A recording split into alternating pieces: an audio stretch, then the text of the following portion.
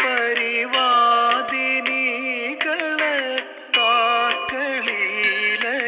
കലാ കുതൂഹല സാത്വികി ഗുണവിലാസ ചിത്രിത യാത്മന പരമ പാവനി കലാ സാ ശിവാനി വിദധാതു ശാരദ ശാരദേന്ദു കിരണോജ്വലാകൃതി. ഓം ശ്രീ ഗുരുഭ്യോ നമഃ. ഭൂയോ അസദ സദസദിതി. ഓം ശ്രീ ഗുരുഭ്യോ നമഃ. ഭൂയോ അസദ സദസദിതി. ഓം ശ്രീ ഗുരുഭ്യോ നമഃ. സച്ഛബ്ദാദയോ അസദഭാവശ്ചേതി. ഓം ശ്രീ ഗുരുഭ്യോ നമഃ. സച്ഛബ്ദാദയോ അസദഭാവശ്ചേതി. ഓം ശ്രീ ഗുരുഭ്യോ നമഃ. പൂർവം സതിതമനുസൃത്യ ചക്ഷുരാദയച്ചൈകം ചേതി. ഓം ശ്രീ ഗുരുഭ്യോ നമഃ. പൂർവം സതിതമനുസൃത്യ ചക്ഷുരാദയച്ചൈകം ചേതി. ഓം ശ്രീ ഗുരുഭ്യോ നമഃ. ജ്ഞാതൃജ്ഞാനയോരന്യോന്യ വിഷയ വിഷയിത്വാൻ മിഥുനത്വമിതി. ഓം ശ്രീ ഗുരുഭ്യോ നമഃ. ജ്ഞാതൃജ്ഞാനയോരന്യോന്യ വിഷയ വിഷയിത്വാൻ മിഥുനത്വമിതി. ഓം ശ്രീ ഗുരുഭ്യോ നമഃ. ഏവം ജ്ഞാനജ്ഞേയ വിഭാഗഃ. ഓം ശ്രീ ഗുരുഭ്യോ നമഃ. ഏവം ജ്ഞാനജ്ഞേയ വിഭാഗഃ. ഗുരുർബ്രഹ്മാ ഗുരുർവിഷ്ണുഃ ഗുരുർദേവോ മഹേശ്വരഃ. ഗുരുസാക്ഷാത് പരം ബ്രഹ്മ തസ്മൈ ശ്രീ ഗുരവേ നമഃ. ഓം സർവശ്രുതിശിരോരത്ന സമുദ്ഭാസിതമൂർത്തയേ വേദാന്താംബുജസൂര്യായ തസ്മൈ ശ്രീ ഗുരവേ നമഃ. ഗുരുപാദങ്ങളിൽ പ്രണാമം. സജ്ജനങ്ങളായിരിക്കുന്ന സുഹൃത്തുക്കൾക്ക് ഏവർക്കും വന്ദനം. വേദാന്ത സൂത്ര പഠന ക്ലാസ്. നമസ്തേ. വേദാന്ത സൂത്ര ചിന്ത. നമുക്കിന്ന് 9ാമത്തെ മന്ത്രമാണ്, സൂത്രമാണ് വിചാരത്തിനെടുക്കേണ്ടത്. 9 വരെയുള്ള മന്ത്രങ്ങൾ, സൂത്രങ്ങൾ ഒരു മന്ത്രം തന്നെയാണ്. അത് ഓരോന്നും അതിനകത്ത് അടുക്കി വച്ചിരിക്കുന്നത് ഗുരുവിൻ്റെ സകല കൃതികളുടെയും സത്തുണ്ട്. വേദങ്ങളുടെ സത്ത്, വേദത്തിൻ്റെ സത്തെടുത്ത് സൂത്രരൂപത്തിൽ വെച്ചിരിക്കുന്നതാണ്. ഇനി ഒരു വേദവും തേടി ഒന്നും നമ്മൾ പോകണ്ട. ഇടയ്ക്കിടയ്ക്ക് അതിനോടനുബന്ധിച്ച് വരുന്ന ചില ഈ സൂത്രവുമായി ബന്ധപ്പെട്ട ചില പ്രത്യേക ഉപനിഷത് വാക്യങ്ങൾ നമ്മൾ വിചാരം ചെയ്ത് പോകുന്നുണ്ട്. അതിനോട് ബന്ധപ്പെട്ട കൃതികൾ നമ്മൾ വിചാരം ചെയ്യുന്നുണ്ട്. അപ്പോൾ ആ കൃതികൾ ഈ ഓരോരോ സൂത്രവുമായി കണക്റ്റ് ചെയ്തുകൊണ്ട് അതിൻ്റെ ആശയം മനസ്സിലാക്കുവാനായിട്ട് ശ്രമിക്കണം. ഒരു പ്രാഥമികമായ പഠനം നിങ്ങളിൽ ആഴത്തിലുള്ള ഒരു പഠനമായി മാറണം. വിചാരം ചെയ്യണം. ഇനിയും കൂടുതൽ ആഴങ്ങളിലേക്ക് ഇറങ്ങണം. അപ്പോൾ ആദ്യത്തെ ഒരു ശ്രവണം മാത്രമാണ് ഇതെന്ന് കരുതിയിട്ട് കൂടുതൽ പഠനത്തിലേക്ക് പോകേണ്ടതുണ്ട്. അപ്പോൾ നമ്മൾ 8ാമത്തെ സൂത്രത്തിൽ നമ്മൾ വിചാരം ചെയ്തത് ഇപ്പോൾ നിരുപാധികമായ അറിവിനെ നമ്മൾ പറഞ്ഞുകൊണ്ടിരുന്നു. അതിനുശേഷം കഴിഞ്ഞ സൂത്രത്തിൽ പറഞ്ഞു ആ പ്രപഞ്ചം, അതായത് കേവല സത്ത, ആദിയിൽ നാമരൂപരഹിതമായിരുന്ന ആ കേവല സത്ത,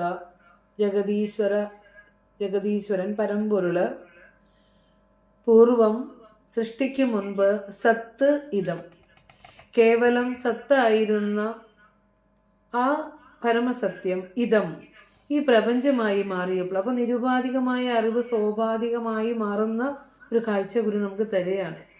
ഈ പ്രപഞ്ചമായി മാറിയപ്പോൾ എങ്ങനെയാ വന്നത്? ചക്ഷുരാദേഹ ചൈകം ചെയ്തി, അല്ലെ? ചക്ഷുരാദയ ചൈകം ചെയ്തി എന്നാണ് 8ാമത്തെ സൂത്രം. നമ്മൾ 2 ക്ലാസ് കൊണ്ടാണ് പഠിച്ചത്. അപ്പോൾ നിരുപാധികമായ അറിവ് സ്വാഭാവികമായപ്പോൾ എന്തു വന്നു? ജ്ഞാനേന്ദ്രിയങ്ങള്, ചക്ഷുരാദി ഇന്ദ്രിയങ്ങള്, അല്ലെ? വാക്ക് പാണി പാദാദി കർമ്മേന്ദ്രിയങ്ങള്, പ്രാണ അപാന ഉദാനാദി പഞ്ചപ്രാണനുകള്, അന്ധകരണം ഏകം എന്ന് പറഞ്ഞ മനസ്സ്, അല്ലെ? അന്ധകരണം ഒക്കെ ആയിട്ട് മാറി. അപ്പോൾ സ്വാഭാവികമായ അറിവായിട്ട് മാറി നിരുപാധികമായ അറിവ്. ഇനി അതിനെ കണക്ട് ചെയ്തുകൊണ്ടാണ് ഗുരു അടുത്ത സൂത്രം പറയുന്നത്. അപ്പോൾ നമ്മൾ ജനി നവരത്ന മഞ്ജരിയിൽ തുടങ്ങുമ്പോൾ തന്നെ പറഞ്ഞല്ലോ, ഒന്നായ മാമതിയിൽ നിന്ന് 1000 ത്രിപുടി വന്നെന്ന്, അല്ലെ? ആ ഒന്നായ ആ കേവല സത്തയിൽ നിന്ന് ഈ പഞ്ചജ്ഞാനേന്ദ്രിയങ്ങളും അവയുടെ വിഷയങ്ങളും മനസ്സും ഒക്കെ വന്നപ്പോൾ ത്രിപുടി തുടങ്ങി. അതാണ് ഈ സൂത്രത്തിലൂടെ ഗുരു പറയാൻ പോകുന്നത്. വളരെ ശ്രദ്ധയോടെ മനസ്സിതിൽ മാത്രം വെച്ചുകൊണ്ട് ഏകാഗ്രതയോടെ വേണം പഠിക്കാൻ. ബഹളായമാന അന്തരീക്ഷത്തിൽ നിന്നൊക്കെ ഒന്ന് മാറിയിരുന്നു കൊണ്ട് വളരെ ശ്രദ്ധിച്ച് പഠിക്കുക. കുറച്ച് ദാർശനിക തത്വചിന്തയാണ് നമ്മളിതിൽ നടത്തുന്നത്. അപ്പോൾ ആദ്യം കിട്ടിയില്ലെങ്കിൽ പിന്നെ ഒന്നും കിട്ടില്ല നിങ്ങൾക്ക്. അതുകൊണ്ട് ഓഡിയോ എല്ലാവരും മ്യൂട്ടാക്കി വെക്കണേ. സൂത്രം നോക്കാം നമുക്ക്. എല്ലാവരും വേദാന്ത സൂത്ര പാഠം പ്രാർത്ഥനാ മഞ്ജരി എടുത്തു വയ്ക്കുക.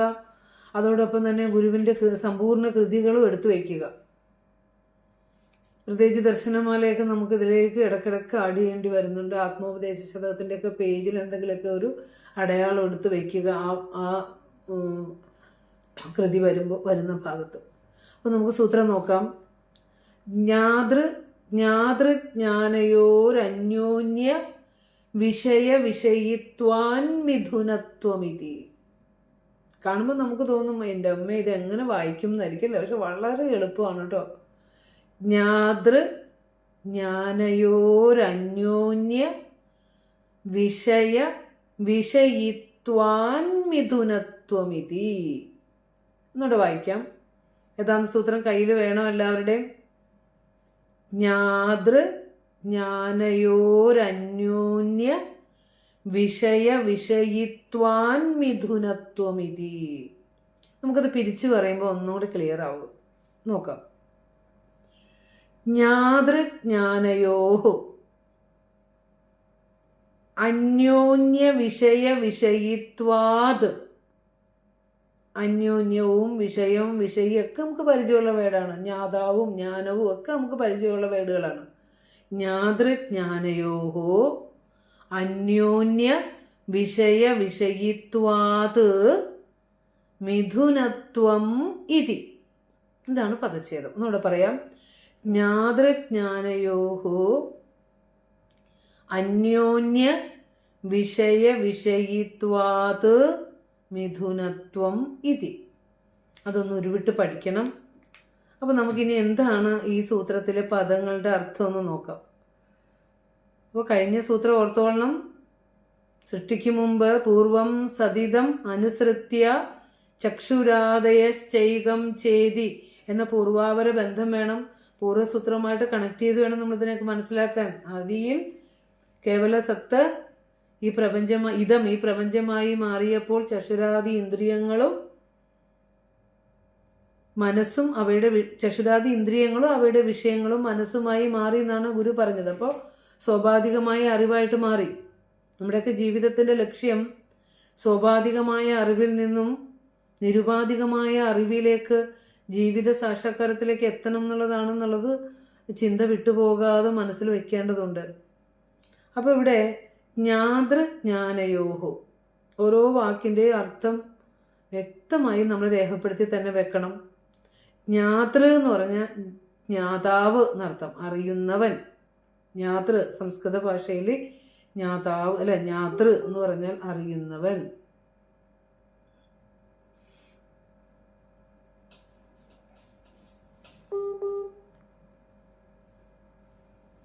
അറിയുന്നവൻ, ജ്ഞാതാവ് എന്ന് പറഞ്ഞാൽ അറിയുന്നവൻ. ജ്ഞാനം എന്ന് പറഞ്ഞാൽ അറിവ്, ജ്ഞാനം അറിവ്. അപ്പോൾ ജ്ഞാതൃജ്ഞാനയോഹോ, ജ്ഞാതാവ് എന്ന് പറഞ്ഞാൽ അറിയുന്നവൻ, ജ്ഞാനം എന്ന് പറഞ്ഞാൽ അറിവ്. അപ്പോൾ ഇതിനെ രണ്ടിനെയും കൂടി ചേർത്ത് ഷഷ്ടി വിഭക്തി പറയുകയാണ്. ജ്ഞാതൃജ്ഞാനങ്ങൾക്ക് രാമസ്യ രാമയോഹോ രാമാണാം എന്ന് പറയും, ഷഷ്ടി ദിവചനാണ്. അതുകൊണ്ടാണ് ദ്വിതീയ വിഭക്തിയിൽ പറഞ്ഞിരിക്കുകയാണ് ജ്ഞാതൃജ്ഞാനയോഹോ, ജ്ഞാതാവിനും ജ്ഞാനത്തിനും, അറിയുന്നവനും അറിവിനും. ശ്രദ്ധിച്ചോളം, അത് ഇനി അങ്ങോളം ഇങ്ങോളം ഇതിൻ്റെ ആശയം നമുക്ക് ആവശ്യമാണ്, അത് തറവാക്കി വെക്കുക. ജ്ഞാതൃജ്ഞാനയോഹോ എന്ന് പറഞ്ഞാൽ ജ്ഞാതാവ് അല്ലെങ്കിൽ അറിയുന്നവൻ, ജ്ഞാനം അറിവ്. അപ്പോൾ അറിയുന്നവനും അറിവിനും, ഇത്ര മനസ്സിലായി നോക്കട്ടെ തോന്നുന്നു. അപ്പോൾ അറിയുന്നവനും അറിവിനും. അപ്പോൾ ഇവിടെ അന്യോന്യം എന്ന് പറഞ്ഞാൽ പരസ്പരം, തമ്മിൽ എന്നൊക്കെ അർത്ഥമുണ്ട്. അന്യോന്യം പരസ്പരം. വിഷയിത്വാത്, വിഷയവും വിഷയിയും ആയിരിക്കയാൽ, വിഷയവും വിഷയിയും ആയിരിക്കയാൽ. അതായത് അന്യോന്യം അന്യോന്യം സംഭവിക്കുന്ന വിഷയീഭാവം കൊണ്ട്.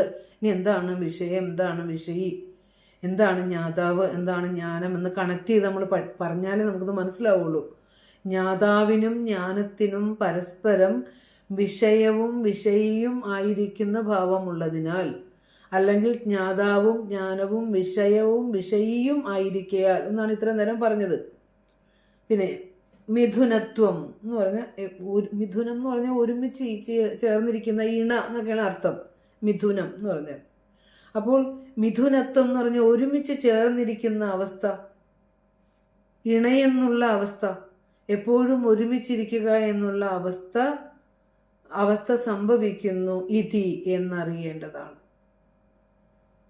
അപ്പോൾ ഏകമായ അറിവ് സ്വാഭാവികമായി മാറിയപ്പോൾ ജ്ഞാതൃജ്ഞാനങ്ങൾക്ക്, അറിയുന്നവനും അറിവിനും പരസ്പരം വിഷയവും വിഷയിയും എന്ന ഭാവം കൊണ്ട് അവ ചേർന്നിരിക്കുന്നു, മിഥുനത്വമായിരിക്കുന്നു എന്നാണ് സൂത്രം കേട്ടോ. ഇതൊന്നും കേട്ടാൽ ഒന്നും നമുക്ക് മനസ്സിലാവില്ല, നമ്മൾ വ്യാഖ്യാനം ചെയ്താൽ മാത്രമേ നമുക്ക് മനസ്സിലാവുള്ളൂ. നോക്കാം. ആദ്യം നമുക്ക് ജ്ഞാതാവ് ആരാന്ന് നോക്കാം. ജ്ഞാതൃ.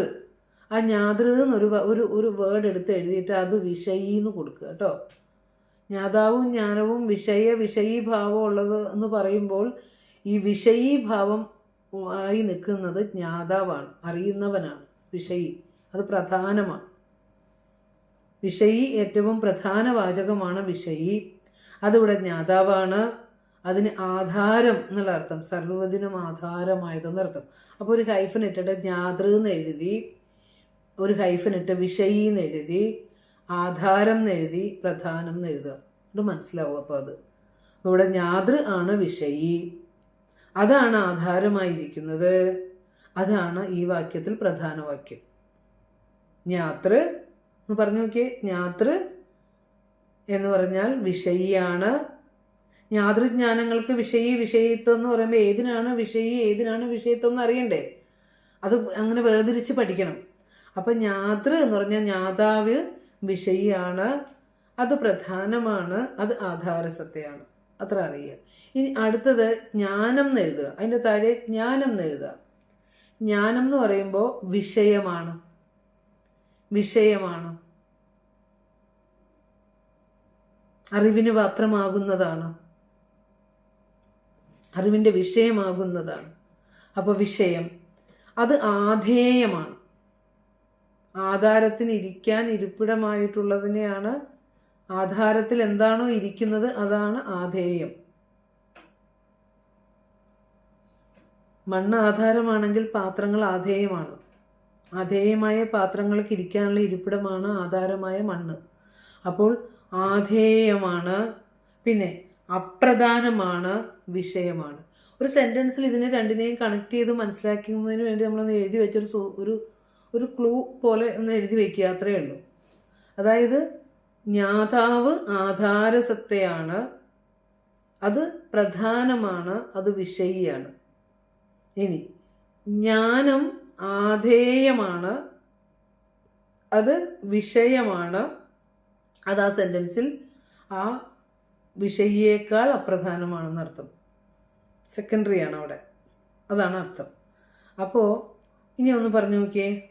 മിഥുനത്വം എന്ന് പറഞ്ഞാൽ ഇണ എന്നുള്ള അവസ്ഥ, ഒരുമിച്ച് എപ്പോഴും അവ ഒരിക്കലും, ഇപ്പം മണ്ണും പാത്രവും, പാത്രത്തിൽ മണ്ണ് എപ്രകാരമാണോ വേർപിരിയാതെ ചേർന്ന് എപ്പോഴും ഇരിക്കുന്നത്, ആ അവസ്ഥയ്ക്കാണ് മിഥുനത്വം എന്ന് പറയുന്നത് കേട്ടോ. ഒരിക്കലും വേർപിരിഞ്ഞ് അവ ഇരിക്കില്ല. അത് നമ്മൾ വ്യാഖ്യാനം വളരെ വിശദമായി നമ്മൾ പഠിക്കും. അന്നേരം നമുക്കെല്ലാം കൃത്യമായി മനസ്സിലാകും. ഇപ്പോൾ സൂത്രത്തിൻ്റെ അർത്ഥം മാത്രമാണ്, വാക്കിൻ്റെ അർത്ഥം മാത്രമാണ് നമ്മൾ പറഞ്ഞത്. ഒന്നുകൂടെ നോക്കിക്കേ. ജ്ഞാതൃജ്ഞാനങ്ങൾക്ക്, ജ്ഞാതൃജ്ഞാനയോഹോ എന്ന് പറഞ്ഞാൽ ജ്ഞാതൃജ്ഞാനങ്ങൾക്ക്, ജ്ഞാതാവിനും ജ്ഞാനത്തിനും, അറിയുന്നവനും അറിവിനും, അന്യോന്യം, അതിന് സൂത്രാർത്ഥം ഒരുമിച്ച് എഴുതി വെച്ചോളണം കേട്ടോ. അറിയുന്നവനും അറിവിനും പരസ്പരം, അന്യോന്യം എന്ന് പറഞ്ഞാൽ പരസ്പരം, വിഷയവിഷയിത്വാത്, വിഷയീഭാവം കൊണ്ട്, അന്യോന്യം സംഭവിക്കുന്ന വിഷയീഭാവം കൊണ്ട്, അല്ലെങ്കിൽ അന്യോന്യം വിഷയവും വിഷയിയും ആയിരിക്കയാൽ മിഥുനത്വം, ഇണ എന്നുള്ള അവസ്ഥ, അതിൽ എപ്പോഴും ചേർന്നിരിക്കുന്ന നില സംഭവിക്കുന്നു. എപ്പോഴും ചേർന്നിരിക്കുന്ന, ഒരുമിച്ചിരിക്കുന്ന നില സംഭവിക്കുന്നു. ഇപ്രകാരം അറിയേണ്ടതാണ്. ഇതാണ് സൂത്രാർത്ഥം. അപ്പോൾ നമുക്ക് നോക്കാം, ഇങ്ങനെയാണ് ഈ മിഥുനത്വം, അങ്ങോട്ടും ഇങ്ങോട്ടും മിഥുനത്വം ചേർന്നിരിക്കുക എന്നുള്ള അവസ്ഥ എങ്ങനെയാണെന്ന് നോക്കാം നമുക്ക്. അതായത് ശ്രദ്ധിക്കണം കേട്ടോ, വളരെ ശ്രദ്ധിച്ചിരുന്നാലേ ഇത് മനസ്സിലാവുകയുള്ളൂ. ഇത് നമുക്കറിയാം, ഇതിന് വിശദീകരണങ്ങളും കൂടുതൽ നമുക്ക് റെഫർ ചെയ്യാനുള്ള പുസ്തകങ്ങളും ഇതിനെ വ്യാഖ്യാനിച്ചിരിക്കുന്നവരും പഠിപ്പിച്ചിരിക്കുന്നവരും വളരെ കുറവാണ്. അപ്പോൾ നമ്മൾ ഇതിലേക്കൊക്കെ സഞ്ചരിക്കുമ്പോൾ വളരെ ശ്രദ്ധയോടെ, വളരെ ഭക്തിയോടെ ഗുരുവിനെ തന്നെ മനസ്സിൽ പ്രാർത്ഥിച്ച് ആ ഗുരുവിനോടുള്ള അനുവാദം കൂടി ചോദിച്ചിട്ടാണ് നമ്മളിതെല്ലാം ഒന്ന് പറയാൻ ശ്രമിക്കുന്നത്. അപ്പോൾ വളരെ ശ്രദ്ധയോടെ പഠിക്കുക. ഇവിടെ ജ്ഞാതാവ് വിഷയിയായിരിക്കുമ്പോൾ ശ്രദ്ധിക്കണം കേട്ടോ. ഇവക്ക് ജ്ഞാതാവിനും ജ്ഞാനത്തിനും വിഷയീഭാവം ഉണ്ട്, അതിന് മിഥുനത്വം എന്ന അവസ്ഥയുണ്ടെന്ന് പറയുമ്പോൾ നമുക്ക് മനസ്സിലായിട്ടില്ല അത്. അപ്പോൾ അതൊന്ന് പറയാം. ജ്ഞാതാവ് എന്ന് പറഞ്ഞാൽ അറിയുന്നവനാണ് അല്ലേ, ജ്ഞാതൃ എന്ന് പറഞ്ഞാൽ ജ്ഞാതാവാണ്, അറിയുന്നവനാണ്. അപ്പോൾ ജ്ഞാതാവ് വിഷയിയാവുമ്പോൾ ജ്ഞാനം വിഷയമാകുന്നു എന്ന് പറഞ്ഞേ. ജ്ഞാതാവ് വിഷയിയാകുമ്പോൾ ജ്ഞാനം എന്തായി മാറും? വിഷയമായിട്ട് മാറും. അതിന് തിരിച്ചെന്ന് പറഞ്ഞേ. ജ്ഞാനം വിഷയിയാവുമ്പോൾ ജ്ഞാനം ജ്ഞാനം വിഷയിയാകുമ്പോൾ ജ്ഞാതാവ് വിഷയമാകുന്നു, ആധേയമാകുന്നു. ഓക്കെ, ഒന്നുകൂടെ നമുക്ക് പറഞ്ഞു നോക്കാം. അത് എഴുതി വെച്ചോളൂ കേട്ടോ. ജ്ഞാതാവ്, അങ്ങനെ ഇതിന്റെ ബേസ് കിട്ടിക്കഴിഞ്ഞാൽ നമുക്ക് അതിലൂടെ പോകാം. ഗുരുവിന്റെ കൃതികളിലേക്ക് കയറുമ്പോൾ നിങ്ങൾ സ്മൂത്തായിട്ട് പോകും. നോക്കൂ, ജ്ഞാതാവ് അങ്ങോട്ടും ഇങ്ങോട്ടും എങ്ങനെയാണ് മിഥുനത്വം വരുന്നതെന്നാണ് പറഞ്ഞത്. രണ്ടും അങ്ങോട്ടും ഇങ്ങോട്ടും കണക്ട് ചെയ്തിരിക്കുന്നു. ഒരു സമയത്ത് ഒന്ന് പ്രധാനവും ഒന്ന് അപ്രധാനമാവും. മറ്റൊരു സമയത്ത് ഈ അപ്രധാനമായത് പ്രധാനമാകും, പ്രധാനമായത് അപ്രധാനമായി മാറുന്നു എന്നാണ് ഈ പറയുന്നത്. അതുകൂടെ പറയുമ്പോൾ ജ്ഞാതാവ് വിഷയിയാവുമ്പോൾ ജ്ഞാനം വിഷയമാകുന്നു. ഇനി ജ്ഞാനം വിഷയിയാകുമ്പോൾ ജ്ഞാതാവ് വിഷയമായി മാറുന്നു. മനസ്സിലാകുന്നുണ്ടോ? അപ്പോൾ കൂടുതൽ പ്രധാനമുള്ളത് വിഷയിക്കാണ്. പ്രധാനമുള്ളത് വിഷയിക്കാവുമ്പോൾ അത് ആധാരമാകുന്നു. ഇനി അപ്രധാനമായത് ആധേയമാകുന്നു. അങ്ങനെയാണ്. ഇനി നമുക്കിത് വിശദീകരിക്കുമ്പോൾ നമുക്ക് മനസ്സിലാവും കേട്ടോ. അപ്പോൾ സൂത്രത്തിന്റെ അർത്ഥം ആശയം ഒന്നുകൂടി പറയാം, അത് എഴുതി വെച്ചോളാം. ജ്ഞാതൃജ്ഞാനങ്ങൾക്ക് പരസ്പരം വിഷയിത്വം ഉള്ളതുകൊണ്ട് മിഥുനത്വം കൽപ്പിച്ചിരിക്കുന്നു. ജ്ഞാതൃജ്ഞാനങ്ങൾക്ക് പരസ്പരം വിഷയിത്വം ഉള്ളതുകൊണ്ട് മിഥുനത്വം കൽപ്പിച്ചിരിക്കുന്നു എന്നാണ് ആശയം. അപ്പോൾ അന്യോന്യം വിഷയവും വിഷയിയും ആയിരിക്കയാൽ ജ്ഞാതാവും ജ്ഞാനവും ഇണ എന്ന തരത്തിൽ മിഥുനത്വമായിരിക്കുന്നു എന്നറിയണം. എന്നോട് പറയാം. അന്യോന്യം വിഷയവും വിഷയിയും ആയിരിക്കയാൽ ജ്ഞാതാവും ജ്ഞാനവും ജ്ഞാതൃജ്ഞാനങ്ങൾ ഇണ എന്ന തരത്തിൽ മിഥുനത്വമായിരിക്കുന്നു എന്നറിയണം എന്നാണ് ആശയം കേട്ടോ. ഇനി നമുക്കിത് പഠിക്കണം വിശദമായിട്ട്. അതായത് ജ്ഞാതാവായ ജ്ഞാതാവ് എന്ന് പറയുമ്പോൾ നമുക്കൊന്നും കിട്ടിയിട്ടില്ല ആശയം. ജ്ഞാതാവായ ആത്മാവും ജഗത്തിനെ കുറിക്കുന്ന ജ്ഞാനം. അപ്പൊ ജ്ഞാതാവായ ആത്മാവ് വിഷയിയും ജഗത്തിനെ കുറിക്കുന്ന ജ്ഞാനം വിഷയവുമായിരിക്കും. ഞാൻ എന്ന് പറയുമ്പോൾ ജ്ഞാതാവായ ആത്മാവ് വിഷയിയും ഞാൻ അറിയുന്ന ജഗത്തിനെ കുറിക്കുന്ന ജ്ഞാനം വിഷയവും എന്ന രീതിയിലാണ് മനസ്സിലാക്കേണ്ടത്. ആത്മാവ് വിഷയവും പ്രപഞ്ചം വിഷയവും ആകുന്നു എന്നർത്ഥം. ജ്ഞാതാവായ ആത്മാവ് വിഷയിയും ഈ ജഗത്തിനെ കുറിക്കുന്ന ജ്ഞാനം വിഷയം. ആത്മാവ് വിഷയിയും പ്രപഞ്ചം വിഷയവും. അപ്പോൾ ഇവിടെ ഒരു വസ്തു പ്രധാനം അല്ലെങ്കിൽ വിഷയിയാകുമ്പോൾ മറ്റേ വസ്തു അപ്രധാനം. ഇങ്ങനെ ഇതേ രീതിയിൽ തിരിച്ചു വരുന്നതിനെയാണ് മിഥുനത്വം എന്ന് പറയുക. ഒരു വസ്തു പ്രധാനമാകുമ്പോൾ മറ്റേ വസ്തു അപ്രധാനമാകും. അപ്രധാനമായ വസ്തു പ്രധാനമാകുമ്പോൾ പ്രധാനമായ വസ്തു അപ്രധാനമായി മാറുന്നു. ഇതിനാണ് മിഥുനത്വം എന്ന് പറയുന്നത്. അപ്പോൾ ഇത് നോക്കാം. ഇപ്പോൾ വേറൊരു ഉദാഹരണത്തിൽ പറയുമ്പോൾ സീത രാമന്റെ പത്നിയാണെന്ന് പറയും നമ്മൾ. അപ്പോൾ സീത അവിടെ വിശേഷ്യമാണ്. ഇത് MH സാറ് കൊടുത്തിരിക്കുന്ന ഒരു ഉദാഹരണം ഞാൻ എടുത്തത് അതിൽ നമുക്ക് മനസ്സിലാക്കാൻ കേട്ടോ. സീത രാമന്റെ പത്നിയാണെന്ന് പറയുമ്പോൾ സീത വിശേഷ്യമാകുന്നു, രാമൻ വിശേഷണമാണ്. ആദ്യം കൊടുത്തിരിക്കുന്ന സീതയാണ്. സീതയ്ക്കാണ് അവിടെ പ്രധാനം. അപ്പോൾ സീത വിഷയവും രാമൻ വിഷയിയുമാകുന്നു. സീത വിഷയിയും രാമൻ വിഷയവുമാകുന്നു. അപ്പോൾ സീത രാമന്റെ പത്നിയാണെന്ന് പറയുമ്പോൾ സീത വിശേഷ്യവും രാമൻ വിശേഷണവുമാകുന്നു. ഇനി തിരിച്ചു പറഞ്ഞേ, രാമൻ സീതയുടെ പതിയാണ്. രാമൻ സീതയുടെ പതിയാണെന്ന് പറയുമ്പോൾ തിരിച്ചു വരും, രാമൻ വിശേഷ്യവും സീത വിശേഷണവുമായി മാറുന്നു. അവിടെ നമ്മൾ മനസ്സിലാക്കേണ്ടത് വിശേഷണമില്ലെങ്കിൽ വിശേഷ്യമോ വിശേഷ്യമില്ലെങ്കിൽ വിശേഷണമോ അപ്രസക്തമാണ്. ഈ മിഥുനത്വം അങ്ങനെ സംഭവിക്കുന്നത്. ഒന്നില്ലെങ്കിൽ ഒന്നില്ല, ഒന്നിനെ ആശ്രയിച്ച് മറ്റൊന്ന് നിൽക്കുന്നു. അത് ഒരിക്കലും അടർത്തി മാറ്റാൻ പറ്റാത്ത രീതിയിൽ ഒന്നായിരിക്കുന്നു എന്നറിയാൻ വേണ്ടിയിട്ടാണ് ഗുരു ആ മിഥുനത്വം പറഞ്ഞു തന്നത്. വിശേഷണമില്ലെങ്കിൽ വിശേഷ്യമോ വിശേഷ്യമില്ലെങ്കിൽ വിശേഷണമോ അപ്രസക്തമാകുന്നു. ഇങ്ങനെ മാറി മാറി വിഷയഭാവം ജ്ഞാതൃജ്ഞാനങ്ങൾക്ക് സങ്കല്പിച്ചാൽ മാത്രമേ രണ്ടും ഒരുപോലെ മിഥുനത്തിന് അർഹമാവുകയുള്ളൂ. അപ്പോൾ രണ്ടും മാറി മാറി വരുമ്പോൾ രണ്ടിനും പരസ്പരം വിഷയീഭാവവും ജ്ഞാതൃജ്ഞാനഭാവവും വരുന്നുണ്ട് എന്നർത്ഥം. നമുക്കിതിൻ്റെ തത്വവിചാരത്തിലേക്ക് കടക്കാം. അപ്പോൾ 8ാം സൂത്രത്തിൽ പറഞ്ഞു, ഒന്നുകൂടി ഓർത്തോളം. ആദിയിൽ നാമരൂപരഹിതമായിരുന്ന ബോധം പ്രപഞ്ചമായി തീർന്നു. അതിനോടനുബന്ധിച്ച് ചക്ഷുരാദി ഇന്ദ്രിയങ്ങളും ഇത് കഴിഞ്ഞ ക്ലാസ്സിൽ ഇല്ലാത്ത ഇന്ന് ജോയിൻ ചെയ്തിട്ടുണ്ട് കുറച്ച് പേർക്ക് ഒരു കണക്ഷൻ കിട്ടാൻ വേണ്ടിയിട്ട് ഇങ്ങനെ പറയുന്നതേ ഉള്ളൂ. അതിനോടനുബന്ധിച്ച് ചക്ഷുരാദി ഇന്ദ്രിയങ്ങളും അവയുടെ വിഷയങ്ങളും മനസ്സുമായി തീർന്നു എന്ന് പൂർവം സതിതമനുസൃത്യ ചക്ഷുരാദയശ്ചൈകം ചെയ്തി എന്ന സൂത്രത്തിൽ വിശദീകരിച്ച് കഴിഞ്ഞു.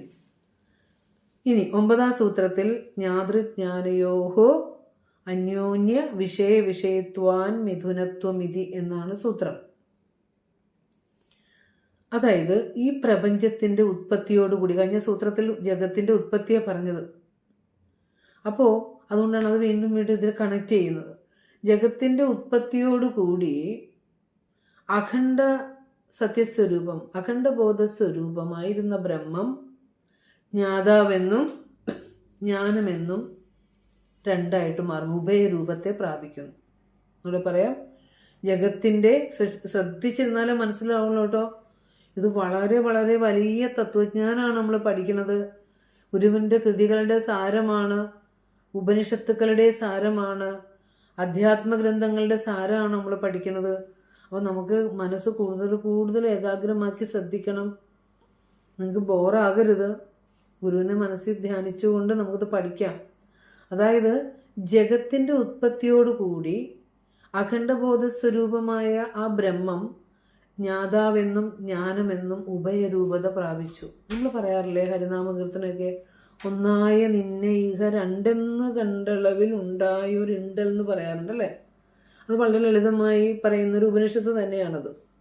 അതുപോലെ അത് തന്നെയാണ് ഗുരു പറഞ്ഞ, ഒന്നായ മാമതിയിൽ നിന്ന് 1000 ത്രിപുടികൾ വന്നു. ഈ പ്രപഞ്ചം വന്നപ്പോൾ അത് ത്രിപുടിയായിട്ടാണ് വന്നത്. അറിയുന്നവനും അറിയുന്ന വസ്തുവും അറിവും ആയിട്ട് 1000കണക്കിന് ത്രിപുടികളായിട്ടാണ് ഈ പ്രപഞ്ചം സൃഷ്ടിച്ചപ്പോൾ അതിൽ നിന്ന് വന്ന അറിവുകൾ അങ്ങനെയാണ് വന്നത് എന്ന് ഗുരു നമുക്ക് പറഞ്ഞു തന്നു. അപ്പോൾ ഇവിടെ പറയുന്നത് ജ്ഞാതാവിനെയും ജ്ഞാനത്തെയുമാണ്. ജ്ഞേയത്തെ അടുത്ത സൂത്രത്തിൽ വിശദീകരിക്കും. ഇതിൻ്റെ കണക്ഷനാണ് അടുത്ത സൂത്രം. അതുകൊണ്ട് ഇത് മനസ്സിലായില്ല, അടുത്ത സൂത്രവും മനസ്സിലാവില്ല. ഇപ്പോൾ ഒന്നോർത്തോളം ഞാൻ വീണ്ടും വീണ്ടും ശ്രദ്ധിക്കണം എന്ന് പറയുന്ന കാര്യങ്ങൾ എഴുതി വെച്ചാൽ അതിൽ നിന്ന് നമുക്ക് എല്ലാം കിട്ടും. അതായത് കഴിഞ്ഞ സൂത്രത്തിൻ്റെ ആശയം മനസ്സിലെടുത്തിട്ട് വേണം ഇത് പഠിക്കാൻ. ജഗത്തിൻ്റെ ഉത്പത്തിയോടുകൂടി പ്രപഞ്ച സൃഷ്ടിയാണ് പറഞ്ഞത്. അപ്പോൾ ഇന്ദ്രിയങ്ങൾ വന്നു, മനസ്സ് വന്നു, അവയുടെ വിഷയങ്ങൾ ശബ്ദസ്പർശ രൂപരസഗന്ധാദികളാകുന്ന വിഷയങ്ങൾ വന്നു, സൃഷ്ടിയായി. അങ്ങനെ ആ ഉത്പത്തി ആവിർഭവിച്ചപ്പോൾ എങ്ങനെയാണ് വന്നത്? ഉഭയരൂപതയായിട്ടാണ് വന്നത് എന്ന് പറയാണ് ഈ സൂത്രത്തിൽ. അതെങ്ങനെയാണ്? ജ്ഞാതാവെന്നും ജ്ഞാനമെന്നും ഉഭയരൂപത പ്രാപിക്കുന്നു എന്ന് പറയാണ്. അപ്പോൾ ജ്ഞാതാവ് വിഷയിയും ജ്ഞാനം വിഷയവുമാണെന്ന് ധരിക്കണം. എന്താണ്? ജ്ഞാതാവ് വിഷയിയും ജ്ഞാനം വിഷയവുമാണെന്ന് ധരിക്കണം. അതിൽ ജ്ഞാതാവ് ആധാരവും, മറ്റൊരു രൂപത്തിൽ പറഞ്ഞ ജ്ഞാതാവ് ആധാരവും ജ്ഞാനം ആധേയവുമാണെന്ന് സങ്കല്പിക്കണം. അപ്പോൾ അങ്ങനെ അപ്പോൾ നോക്കൂ, ആധാരം എന്ന് പറഞ്ഞൊരു വസ്തുവിന് ഇരിക്കാനുള്ള ഇരിപ്പിടാണ് അല്ലേ. ആ വസ്തുവിൽ എന്തിരിക്കുന്നു അതാണ് ആധേയം എന്ന് പറയുന്നത്. നമ്മൾ ജീവിക്കുന്ന വീട് ആധാരമാണെങ്കിൽ ആ ആധാരത്തിൽ ജീവിക്കുന്ന നമ്മൾ ആധേയമാണെന്ന് നമുക്ക് പറയാം. അതിലിരിക്കുന്ന ആ വീട്ടിലിരിക്കുന്ന ഉപകരണങ്ങൾ ആ ആധാരത്തെ ആശ്രയിച്ചിരിക്കുന്ന ആധേയമാണെന്ന് പറയാം. അതുപോലെ ജ്ഞാതാവ് ആധാരവും ജ്ഞാനം ആധേയവുമാണെന്ന് സങ്കല്പിക്കുമ്പോൾ പരസ്പര ബന്ധം എത്ര ചേർന്നിരിക്കുന്നു. അവ മണ്ണും മണ്ണുകൊണ്ടുണ്ടാക്കിയ പാത്രങ്ങളെന്ന് പറയുമ്പോൾ പാത്രങ്ങളിൽ നിന്നും മണ്ണിനെ നമുക്ക് മാറ്റി നിർത്തിയ പാത്രമുണ്ടോ? ആഭരണത്തിൽ നിന്ന് സ്വർണത്തിനെ മാറ്റി നിർത്താൻ പറ്റുമോ? രണ്ടും മിഥുനത്വമാണ്, ചേർന്നിരിക്കുകയാണ് അല്ലേ. ആ ഒരു ബന്ധമാണ് നമുക്കിവിടെ ആധേയ ബന്ധം എന്നാണ് MH സാറ് വളരെ കരുണയോടെ നമുക്ക് അത്രയെങ്കിലൊക്കെ അവർ കുറിച്ചിട്ട് തന്നിട്ട് പോയി. ഈ ഏഴകളായ നമുക്ക് പഠിക്കാൻ വേണ്ടി അതിനെയൊക്കെ ഒന്ന് തൊട്ട് ഇനി നിങ്ങൾ സഞ്ചരിച്ചോ എന്ന് പറഞ്ഞിട്ട് അവർ വഴി കാട്ടി തന്നിട്ട് പോയി. നമ്മൾ ആ വഴിയിൽ ഗുരു നമ്മളെ നയിക്കട്ടെ എന്ന് പ്രാർത്ഥിച്ചുകൊണ്ടാണ് നമ്മൾ ഓരോ വാക്കും പറയാൻ ശ്രമിക്കുന്നത്. അപ്പോൾ ഇവിടെ ഒന്ന് പറയണം, ജ്ഞാതാവ് വിഷയിയും ജ്ഞാനം വിഷയവുമാണെന്ന് ധരിക്കണം എന്ന് പറഞ്ഞു. ഇവക്ക് രണ്ടിനും തമ്മിൽ ആധാര ആധേയ ബന്ധമാണ് എന്ന് പറഞ്ഞു. അതായത് ജ്ഞാതാവ് ഉണ്ടെങ്കിലേ ജ്ഞാനം ഉണ്ടാവുകയുള്ളൂ. അറിയുന്നവനുണ്ടെങ്കിലല്ലേ അറിവുണ്ടാവുള്ളൂ. ഇനി അറിയുന്നവനെ കൂടാതെ നിൽക്കാനും പറ്റില്ല. എത്രയോ സൂത്രങ്ങളിൽ നമ്മൾ പറഞ്ഞു, അറിവ് ഈ സത്തയ്ക്ക് എല്ലാതും ഇവിടെ സത്തയായിരിക്കുന്ന ആ ചൈതന്യത്തിനെ ആ ചൈതന്യം പ്രതിബിംബിക്കാൻ അല്ലെങ്കിൽ അറിയാൻ ഒന്നുണ്ടെങ്കിൽ മാത്രമേ ആ ചൈതന്യത്തെക്കുറിച്ചുള്ള അറിവിന് പ്രകാശിക്കാൻ പറ്റുള്ളൂ. ചൈതന്യത്തിന് പ്രകാശിക്കണമെങ്കിൽ ആ ജ്ഞാതാവ് വേണം എന്നർത്ഥം. അപ്പോൾ ജ്ഞാതാവ് ഉണ്ടെങ്കിലേ ജ്ഞാനം ഉണ്ടാവും, അറിയുന്നവനുണ്ടെങ്കിലേ അറിവുണ്ടാവും. ബോധമുണ്ടോ പ്രപഞ്ചജ്ഞാനമുണ്ട്, ബോധമില്ലയോ പ്രപഞ്ചജ്ഞാനമില്ല. അപ്പോൾ ജ്ഞാതൃജ്ഞാനങ്ങൾ ഒരുമിച്ചേ ഇരിക്കൂ, അത് മാറ്റിവെക്കാൻ പറ്റില്ല. അതായത് ഗുരു പറയാല്ല, അറിവ് അറിയുന്നവൻ അന്യമാകുകയില്ല അല്ലേ? അറിവ് അറിയുന്നവൻ അന്യമാകുകയില്ല. അറിയുന്നവനും അറിവും തമ്മിൽ ഭിന്ന വസ്തുവല്ല, ഒന്ന് തന്നെയാണ്, അന്യമല്ല എന്ന് ഗുരു നമുക്ക് വളരെ തത്വജ്ഞാനപരമായി പറഞ്ഞു തന്നതിൻ്റെയൊക്കെ സത്ത ആറ്റിക്കുറുക്കി ഇത് നീ പോക്കറ്റിൽ ഇട്ടുകൊണ്ട് നടന്നോ, ഈ സൂത്രത്തിൽ എല്ലാം അടക്കി വെച്ചിട്ടുണ്ട് എന്ന് പറയുന്ന പോലെ ഗുരു നമുക്ക് എഴുതി തന്നിരിക്കുന്ന അവിടുന്ന് ആ തിരുവുള്ളത്തിൽ നിന്ന് ഊറി വന്ന ഒരു സൂത്രമാണ് ജ്ഞാതൃജ്ഞാനയോഹോ അന്യോന്യ വിഷയിത്വാൻ മിഥുനത്വമിതി എന്നുള്ളത്. അപ്പോൾ ലോകത്തിലെ എല്ലാ അറിവുകളും, നമ്മൾ ഈ ലോകത്തിൽ നിന്ന് എന്ത് അറിവെടുത്തോ ആ അറിവെല്ലാം ത്രിപുടിയായിട്ടാണ് വന്നത് അല്ലേ? ത്രിപുടി എന്ന് പറഞ്ഞാൽ 3 പുടങ്ങൾ. അതിൽ അറിയുന്നവനുണ്ടാവും, വെറുതെ ഒന്ന് ഉള്ളിലേക്ക് ചിന്തിച്ച് മനസ്സിലാക്കണം കേട്ടോ. അറിയുന്നവനുണ്ടാവും, അറിയപ്പെടുന്ന വസ്തു ഉണ്ടാവും, അറിവുണ്ടാവും. അപ്പം 5 അറിവ് ജീവിയായ മനുഷ്യന് വെറുതെ ഒന്ന് പറഞ്ഞു നോക്കിയേ, കണ്ണുകൊണ്ട് കാണുന്നവനുണ്ട്, കാണുന്ന കാഴ്ചയുണ്ട്, കാണുന്ന വസ്തുക്കളുണ്ട്, കാഴ്ചയുണ്ട്. കാഴ്ച അറിവാണ്. കാണുന്നവൻ, കാണുന്ന ദൃശ്യങ്ങൾ, കാഴ്ച ത്രിപുടിയായിട്ടാണ് വന്ന്. ഇനി കേൾക്കുന്നവൻ, കേൾക്കുന്ന ശബ്ദം, കേൾവി എന്ന അറിവ്. ഇനി സ്പർശിക്കുന്നവൻ, സ്പർശിക്കുന്ന വസ്തുക്കൾ, സ്പർശമെന്ന അറിവ്. മണക്കുന്നവൻ അല്ലേ? മണക്കുന്ന വസ്തു, മണം എന്ന അറിവ്. രുചിക്കുന്നവൻ, രുചിക്കുന്ന വസ്തു, രുചി എന്ന അറിവ് അല്ലേ? അപ്പം ഇങ്ങനെ ഈ ലോകത്തിലെ എല്ലാ അറിവുകളും ത്രിപുടിയായിട്ടാണ് വരുന്നത്. അപ്പോൾ അതാണ് ഗുരു നമുക്ക് പറഞ്ഞു തന്നെ. എപ്പോഴും ആ ഒന്നായ മാമതി ശരിക്കും ഓർത്തോളണം. ഒന്നായ മാമതിയിൽ നിന്ന് ആയിരക്കണക്കിന് ത്രിപുടികൾ വന്നു. ഈ 3 പുടത്തിൽ ഇരിക്കുന്ന ഒരേ അറിവാണെന്നുള്ളത് നമുക്ക് നഷ്ടപ്പെട്ടു പോയി. അറിവ് നമുക്കില്ലാതെ വന്നതുകൊണ്ടാണ് നമ്മൾ ഈ കരകാണാ കയറ്റി കിടന്ന് കൈകാലിട്ട് അടിക്കുന്നത്. അറിയുന്ന ഞാനും അറിയുന്ന വസ്തുക്കളും അറിവും ഒന്നാണെന്ന് തിരിച്ചറിയാൻ നമുക്ക് പറ്റണില്ല. അതിനുള്ള വിവേകം, ആ വെളിച്ചം നമുക്ക് കിട്ടിയിട്ടില്ല. അപ്പോൾ അതുകൊണ്ട് നമ്മൾ ഈ കണ്ടതിനെയൊക്കെ എന്നിൽ നിന്ന് ഭിന്നാണെന്ന് കരുതി പിടിച്ചു, എന്നെ ഇട്ടിട്ട് പോകുമോ, എനിക്കിതൊക്കെ നഷ്ടപ്പെടുമോ അല്ലേ? ഇപ്പോൾ ഞാൻ തന്നെയാണ് അത് എന്നുള്ള ചിന്ത നമുക്ക് ഉണ്ടാകുന്നില്ല അവിടെ. ഈ പ്രപഞ്ചത്തിലെ സകലതും പ്രകൃതിക്ക് അനുയോജ്യമായി വന്നിരിക്കുന്നതാണ്. അത് ചലിച്ച് പ്രകൃതി ഗുണമായി മറയുക തന്നെ ചെയ്യും എന്ന ഒരു ഉൾ അറിവ് നമുക്ക് വേണം. അപ്പോൾ ഇവിടുത്തെ കാഴ്ചകളെയൊക്കെ എന്നിൽ നിന്ന് ഭിന്നമായി കണ്ടതുകൊണ്ടാണ് നമ്മൾ പതിച്ചു പോയിരിക്കുന്നത്. അതുകൊണ്ടാണ് ഗുരു നമ്മളോട് പറഞ്ഞു തന്നത് സുഖവും ഒരിക്കലുമില്ല ദുഃഖമല്ലാതെ. കാരണം എന്താണെന്ന് വെച്ചാൽ ഈ ലോകത്ത് നിന്ന് സുഖം തേടി നടന്നാൽ കിട്ടില്ല ഭൗതിക വസ്തുക്കളിൽ. കാരണം നമ്മൾ സുഖമെന്ന് കരുതി പിടിച്ചേക്കണത് നമുക്ക് ദുഃഖം തന്നിട്ട് ഇട്ടിട്ട് പോവും, ഉറപ്പാണത്. ഗുരു അങ്ങനെയൊക്കെ പറയും, നമ്മൾ പറയും അല്ലേ? ഗുരു അങ്ങനെയൊക്കെ പറയും, എനിക്കിതൊക്കെ പ്രിയപ്പെട്ടത് തന്നെയാണ്, ഞാനിതിനെയൊക്കെ എൻ്റേതെന്ന് കരുതി വല്ലാതെ ഇഷ്ടപ്പെട്ടോ. പക്ഷേ ആ ഇഷ്ടപ്പെട്ടുന്ന വസ്തുക്കൾ ഞാൻ തന്നെയാണ്, എൻ്റെ സ്വരൂപം തന്നെയാണ് മറ്റവനായിട്ടും ഇരിക്കുന്നത് എന്നുള്ളൊരു ബോധം, ഓരോന്നും ഇവിടെ പ്രകൃതിക്ക് അനുഗുണമായാണ് വന്നിരിക്കുന്നതെന്നും അത് ചലിച്ച് അതിൻ്റെ പരിണാമത്തിലേക്ക് പോകുമെന്നുമുള്ള അറിവ് നമ്മൾ നന്നായി മനസ്സിൽ പതിപ്പിക്കണം. അല്ലെങ്കിൽ നമുക്ക് ഈ ലോക ജീവിതത്തിൽ നിൽക്കാൻ പറ്റില്ല. അപ്പം അതുകൊണ്ടാണ് ഗുരു പറഞ്ഞത് സുഖവും ഒരിക്കലുമില്ല ദുഃഖമല്ലാതെ. ഇവിടെ നിന്ന് ആരെങ്കിലും സുഖം എടുത്തിട്ടുണ്ടോ? അത് ദുഃഖം തന്നിട്ട് ഇട്ടിട്ട് പോകുകയുള്ളൂ, സംശയമൊന്നുമില്ല. കാരണം എന്താണെന്ന് വെച്ചാൽ ഇഹപരലോകവുമില്ല തെല്ലുപോലും. ഈ ലോകമോ പരലോകമോ എന്ന് പറഞ്ഞ് ഇല്ല. ഇതൊരു ഭ്രമത്തിലാണ് ഇതെല്ലാം കാഴ്ചകൾ, മായക്കാഴ്ചകളാണ്. അപ്പോൾ ഈ മായ കാഴ്ചയിൽ കാണുന്ന കാര്യങ്ങളെ സത്യമെന്ന് കരുതിയാൽ സ്വപ്നം കണ്ടു തീരുമ്പോൾ അയ്യോ സ്വപ്നമായിരുന്നു എന്ന് പറയണ പോലെ ആയിപ്പോവും. അതുകൊണ്ടാണ് പറഞ്ഞത് ഈ ഇഹപര ലോകവുമില്ല തെല്ലുപോലും. ഇത് സകലം അതിങ്ങനെ ശാസ്ത്രസമ്മതം എന്ന് പറയുന്നു. ആധുനിക ശാസ്ത്രം പോലും സമ്മതിച്ചിരിക്കുന്നു ഈ പ്രപഞ്ചത്തിൻ്റെ ഉത്പത്തിയെക്കുറിച്ച് ചിന്തിച്ചപ്പോൾ അവ ചെന്ന് എത്തുന്നത് ഒരു കണത്തിലാണ്, അല്ലേ? എല്ലാം ഉണ്ടായി മറിയുന്നതാണ്. എന്നിട്ട് ഞാൻ പകലിരവൊന്നും അറിഞ്ഞതില്ല പോറ്റി, അല്ലേ? ഞാൻ ആ ജീവിതത്തിൽ എന്താ പറയുക, ശരിയായ ജ്ഞാനത്തിലേക്ക് എനിക്ക് എത്താനായിട്ട് പറ്റിയിട്ടില്ലല്ലോ എന്ന് പ്രാർത്ഥിക്കുന്നുണ്ട്. അപ്പം നമ്മളൊക്കെ ഈ അറിവ് വെറുതെ നേടിയാൽ പോരാ, വെറുതെ പഠിച്ചാൽ പോരാ. നമ്മുടെ ജീവിതവുമായി കണക്ട് ചെയ്തുകൊണ്ട് നമ്മുടെ ജീവിതത്തിൽ വരുന്ന ദുഃഖങ്ങളെ എങ്ങനെ ഓവർകം ചെയ്യാം, ഇത് പഠിക്കുന്ന ഞാൻ ആരാണ്, ഞാൻ ജീവിക്കുന്ന പ്രപഞ്ചം എന്താണ്, എൻ്റെ കൂടെ വന്നിരിക്കുന്ന ആളുകളും ഞാനുമൊക്കെ ഈ ലോക ജീവിതത്തിൽ എത്രത്തോളം ശാശ്വതമാണ് എന്നൊക്കെ നമ്മൾ നല്ലതായിട്ട് തത്വവിചാരം ചെയ്ത് പഠിക്കണം. അപ്പോൾ ഇവിടെ ത്രിപുടിയിലെ 2 പുടങ്ങളെ ഇവിടെ പറയുന്നുള്ളൂ, ജ്ഞാതാവിനെയും ജ്ഞാനത്തെയും. ജ്ഞേയത്തെ നമുക്ക് അടുത്ത സൂത്രം കൊണ്ട് പഠിക്കാം. ഇതിൻ്റെ കണ്ടിന്യൂഷനാണ് അടുത്ത സൂത്രം കേട്ടോ. അപ്പോൾ ഈ പരമാത്മസത്തയിൽ നിന്നും ഈ പ്രപഞ്ചം ഉണ്ടായപ്പോൾ ത്രിപുടികളായിട്ടാണ് വന്നത്, ജ്ഞാതാവും ജ്ഞാനവും ജ്ഞേയവും, അല്ലേ?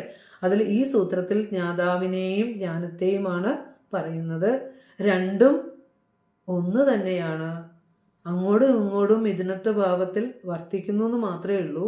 രണ്ടിലും അടങ്ങിയിരിക്കുന്ന പൊരുൾ ഒന്നാണ്. ഈ രണ്ടിനെയും രണ്ടായി കാണരുത് എന്നാണ് അവസാനം ഗുരു നമ്മളോട് പറയാൻ പോകുന്നത്. അപ്പോൾ ഗുരു നമുക്ക് പറഞ്ഞു തന്നു, അറിവിന് ശക്തി അനന്തമുണ്ട് എന്ന് പറഞ്ഞു. അനന്തമായ ശക്തിവിശേഷത്തോടു കൂടിയതാണ് ബ്രഹ്മത്തിൻ്റെ ശക്തി നമ്മൾ പറഞ്ഞു, അല്ലേ? ആ കേവലമായ അറിവ് രണ്ടായി പിരിയുന്നത് നമ്മൾ പറഞ്ഞില്ലേ, ജ്ഞാനവും ജ്ഞാതാവും ജ്ഞാനവുമായി പിരിഞ്ഞു എന്ന് പറഞ്ഞില്ലേ. അപ്പോൾ കേവലമായ അറിവ് രണ്ടായി പിരിഞ്ഞത് അറിവിൻ്റെ ശക്തിയിൽ തന്നെയാണ്. അനന്തമായ ശക്തിവിശേഷങ്ങളിൽ ഒരു ശക്തി തന്നെയാണ് ഈ ജ്ഞാതാവും ജ്ഞാനവുമായിട്ട് ഇവിടെ മാറിയിരിക്കുന്നത്. അതിന് നമുക്ക് എന്താ പറയുക, 2 തരത്തിൽ പറയാം. സോപാധിക ജ്ഞാനമെന്നും നിരുപാധിക ജ്ഞാനമെന്നും. ജ്ഞാനദർശനത്തിൽ ഒരു 2 തരത്തിലുള്ള ജ്ഞാനത്തെ പറഞ്ഞു തരുന്നുണ്ട്. അത് ഒന്ന് കുറിച്ച് വെച്ചോളുക. ജ്ഞാനദർശനത്തിലെ ശ്ലോകം 1 പറയുന്നുണ്ട്, ജ്ഞാനമേകം എന്ന് പറഞ്ഞാൽ തുടങ്ങണേ. ജ്ഞാനമേകം ഹി നിരുപാധികം സോപാധികം ചെയ്യത് അഹങ്കാരാദിഹീനം യജ്ഞാനം തന്നിരുപാധികം. ദർശനമാലയൊക്കെ വായിക്കാൻ നന്നായി പഠിക്കണം. ജ്ഞാനദർശനം കേട്ടോ. ജ്ഞാനം കഴിഞ്ഞാണ് ഭക്തി വരുന്നത്, കർമ്മം കഴിഞ്ഞ് ജ്ഞാനം. അപ്പൊ ജ്ഞാനദർശനത്തിൽ പറയാണ്, ജ്ഞാനമേകം ഹി. എപ്പോഴും പറയാനുള്ള തത്വം ആദ്യം തന്നെ പറഞ്ഞു, ജ്ഞാനം ഒന്നേ ഉള്ളൂ. ആ ജ്ഞാനം തന്നെ 2ആയിട്ട് പിരിഞ്ഞേക്കണു. ഇവിടെ കണ്ടോ, ജ്ഞാതാവും ജ്ഞാനവും വന്നു. നിരുപാധികം സോപാധികം ചെയ്ത്, യാതൊരു ഉപാധിയുമില്ലാത്ത ഉപാധിരഹിതമായ സത്വ തന്നെ സ്വാഭാവികമായിട്ടും ഒരു ഉപാധിയോടുകൂടിയും വന്നിരിക്കുന്നു. അറിയുന്നവനും അറിയപ്പെടുന്ന വസ്തു ഒക്കെ ആയിട്ടും മാറിയിരിക്കുന്നു. എന്നിട്ട് പറയാണ്, എന്താണ് നിരുപാധിക ജ്ഞാനം? നമ്മൾ എത്തിച്ചേരേണ്ടത് സ്വാഭാവിക ജ്ഞാനത്തിൽ നിന്ന് നിരുപാധിക ജ്ഞാനത്തിലേക്കാണെന്ന് മറന്നു പോകരുത്. എന്താണ് നിരുപാധിക ജ്ഞാനം എന്ന് പറഞ്ഞാൽ അഹങ്കാരാദിഹീനം ഇത് ജ്ഞാനം. കണ്ടോ, അറിയുന്ന ഞാൻ, അറിയപ്പെടുന്ന വസ്തു, അങ്ങനെയുള്ള ഭേദങ്ങളൊന്നുമില്ലാത്ത യാതൊരു ജ്ഞാനമുണ്ടോ അതാണ് നിരുപാധിക ജ്ഞാനം. അഹങ്കാരം തുടങ്ങിയ ഉപാധികളില്ലാത്ത ജ്ഞാനമാണ്. അഹങ്കാരം എന്ന് പറഞ്ഞാൽ അറിയുന്നവനായ ഞാൻ വന്ന നീയും വന്നു, അറിയപ്പെടുന്ന വസ്തുക്കളും വന്നു, അല്ലേ? ഇതന്തയും വന്നു കഴിഞ്ഞു. അപ്പോൾ ഇവിടെ അഹങ്കാരാദികളോട് കൂടാത്ത ജ്ഞാനത്തെയാണ് നിരുപാധിക ജ്ഞാനമെന്ന് പറയുന്നത് എന്ന് പറഞ്ഞു. ഇനി സ്വാഭാവികവും കൂടി പഠിച്ചു. 2ാമത്തെ ശ്ലോകം 2ഉം പഠിച്ചോളണം. ദർശനമാലയിലെ ജ്ഞാനദർശനത്തിലെ 1ഉം 2ഉം ശ്ലോകങ്ങൾ ഈ സൂത്രത്തോട് കണക്ട് ചെയ്ത് പഠിക്കണം. ഇനിയും നമുക്ക് കണക്ട് ചെയ്ത് പഠിക്കാൻ സൂത്രങ്ങളുണ്ട്, ഇതിൽ ശ്ലോകങ്ങളുണ്ട്. നോക്കാം. ജ്ഞാനദർശനം 2ാം ശ്ലോകം, അഹന്തയാ അന്തർബഹിരസ്തി യദേവമിദന്തയാ ഭാനവൃത്യാന്വിതം യത്തു ജ്ഞാനം സോപാധികം മതം. പ്രാർത്ഥനാ മഞ്ജരി എടുത്തു വെക്കുക കേട്ടോ. അതിനകത്ത് രണ്ടാമത്തെ ശ്ലോകം ഒന്ന് വായിച്ചു നോക്കുക. അഹന്തയാ അന്തർബഹിരസ്തി യദേവമിദന്തയാ ഭാനവൃത്യാന്വിതം യത്തു ജ്ഞാനം ഭാനവൃത്യാന്വിതം ജ്ഞാനം സോപാധികം മതം. അപ്പൊ നോക്കൂ, അഹന്തയാ അന്തർബഹിരസ്തി യദേവമിദന്തയാ,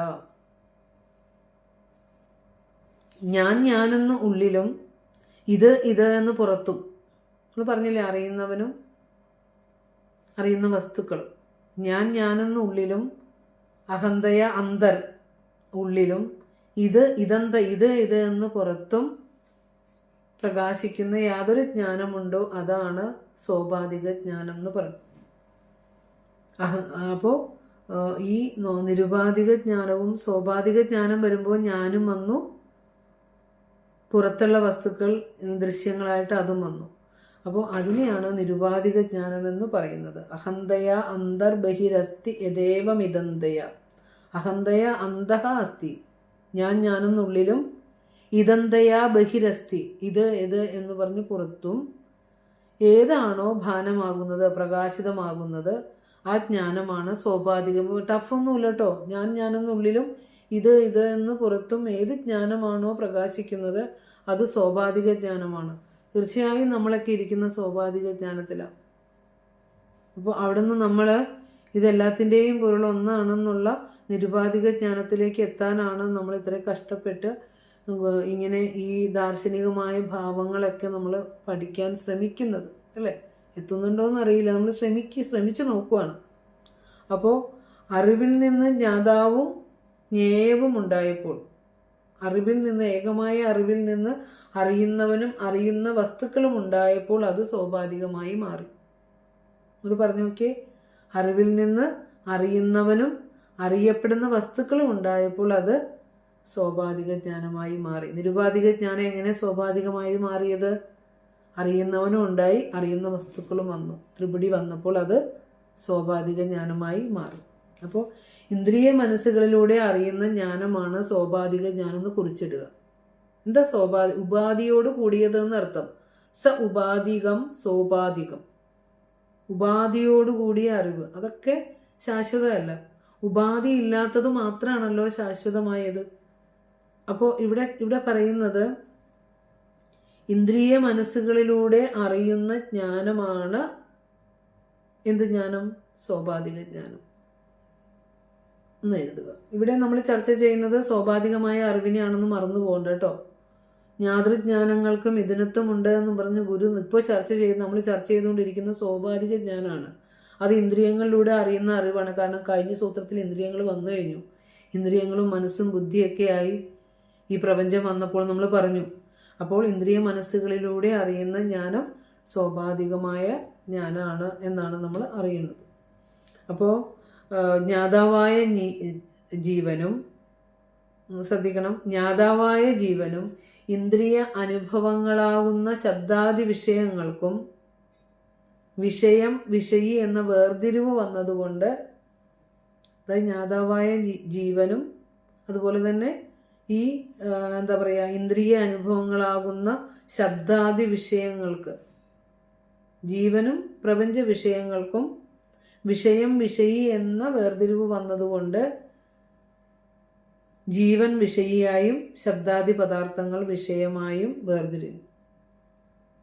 ജീവനും പ്രപഞ്ചവും, ജീവൻ വിഷയിയും പ്രപഞ്ചം വിഷയവുമായി വേർതിരിഞ്ഞു എന്നർത്ഥം.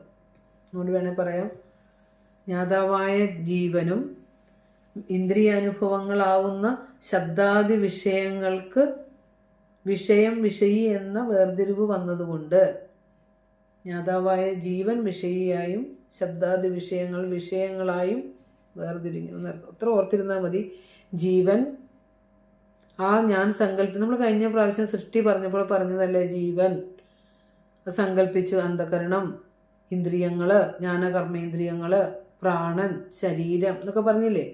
അപ്പോൾ ആ ജീവൻ വിഷയിയും പിന്നെ വിഷയങ്ങൾ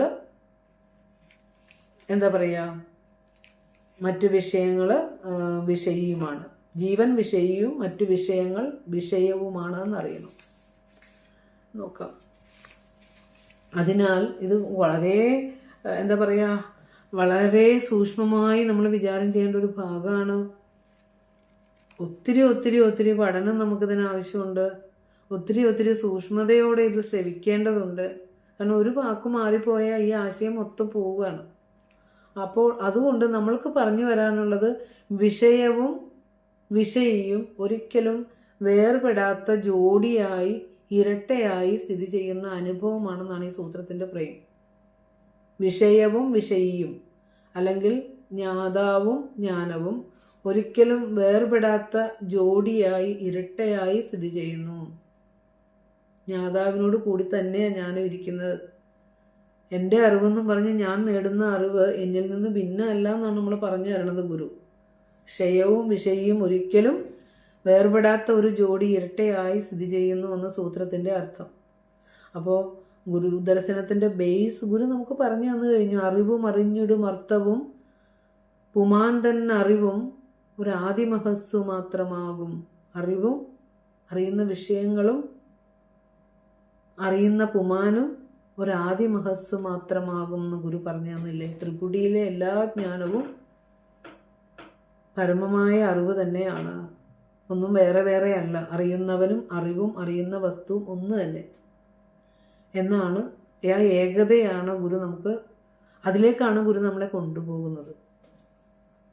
അതൊന്ന് ആ ശ്ലോകം ഒന്ന് എഴുതിയിട്ടോളൂ കേട്ടോ. അറിവും അറിഞ്ഞിടും അർത്ഥവും പുമാൻ തന്നെ അറിവും ഒരാദിമഹസ്സു മാത്രമാകും. അപ്പോൾ 9ാം സൂത്രത്തിൽ നാം തത്വവിചാരം നിങ്ങൾക്ക് മനസ്സിലാവുന്നത് മാത്രം നിങ്ങൾ പഠിക്കാൻ ശ്രമിക്കുക കേട്ടോ. ഒന്ന് ഓർക്കുക, അറിയുന്നവനും അറിവും പരസ്പരം പ്രധാന അപ്രധാന ഭാവമായി മാറിയും മറിഞ്ഞും വരുന്നു. അതുകൊണ്ട് അവ ഒരുമിച്ചേ ഇരിക്കൂ എന്ന് ഗുരു പറയുന്നത്. അതിനെയാണ് നമ്മൾ വ്യാഖ്യാനിക്കാൻ ശ്രമിക്കുന്നത്.